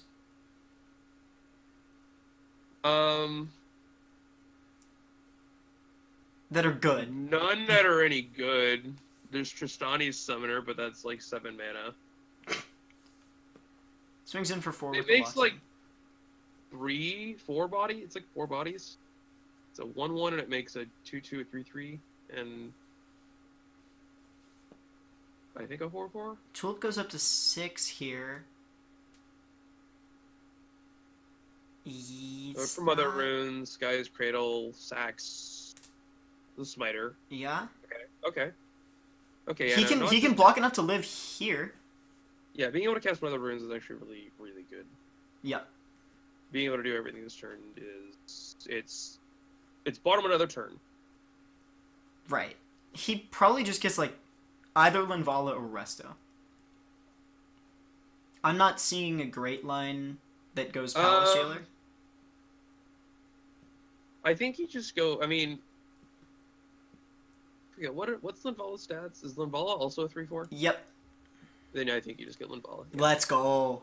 Because you can get incidental value out of turning off their activated abilities. Shalai's, to be specific, if somehow Wafa's able to get 6 mana. Yep. And Tulip is absolutely like hanging on Like, by 2 fingers. This Dramoka's command, however, Dramoka's command is gonna suck. gonna be a problem. Put a counter on Resto, make it fight your Linvala. Welcome to hell. Yeah, creature's gonna fight, and then he's got 2 flyers in the air that get to attack. Yep, and that's gonna be it. That should be game. You were right. To get back Dromoka's command. It's the high value play. Yeah. I guess it's also the high... it's a higher risk play. It's... I don't know about higher risk. You're already in a commanding position from Wafa's perspective. Like, Wafa was already winning. Tula's been on the back foot since I came in. So, yeah, Wafa trying to press their advantage by Eternal Witnessing back the Dromoka's command sets up exactly this kind of line where you just get to get not even incidental, you just get to get extra value out of it and clear away to finish them off because they're already at such a low life total. Probably not going to be able to mitigate it that much. Yeah, well, congratulations to WafatheRed Thank you. for that game. Dromoka's command is a messed up card. Yeah, it's really so powerful. Did you know it can make them sacrifice enchantments? Yeah. Excuse me? Yeah, that's one of its modes. Target player sacrifices an enchantment. What the fuck? I've read that card like 4 times and I never read that. That's insane. I mean, Wow. it's not as amazing as you think, but most of the time it'll get people at the worst of times. I don't think I've ever lost a game where I've cast Dromoka's command twice. Now I'm thinking about it. Like, I've never lost a game where I cast Ancestral twice. And I'm pretty sure I haven't lost a game where I cast Dromoka's command twice. So confirm Dromoka's command better than Ancestral? I don't know. I've won a game on a model 2 with my cards being Island Ancestral Recall. Oh my god. Wait, did I play that game? No, you didn't play that. I don't know if we saw it on stream, but that was in one of the weeklies. That's nuts. Yeah. Well, anyway, thank you to everybody who showed up and played a game. I know, like, there were 4 players this week, and that's a little smaller than is ideal. But, like I said, next week, really hoping that a lot more people are going to return. Thank you to the 2 new players who showed up, Wafa and Bade Warrior. Did I get that right? Is it Blade? It is Bade. It is big. Okay, nailed it. Thank you to the Red Mage, who obviously, comes and helps out every week. And I will see you all next week. Bye!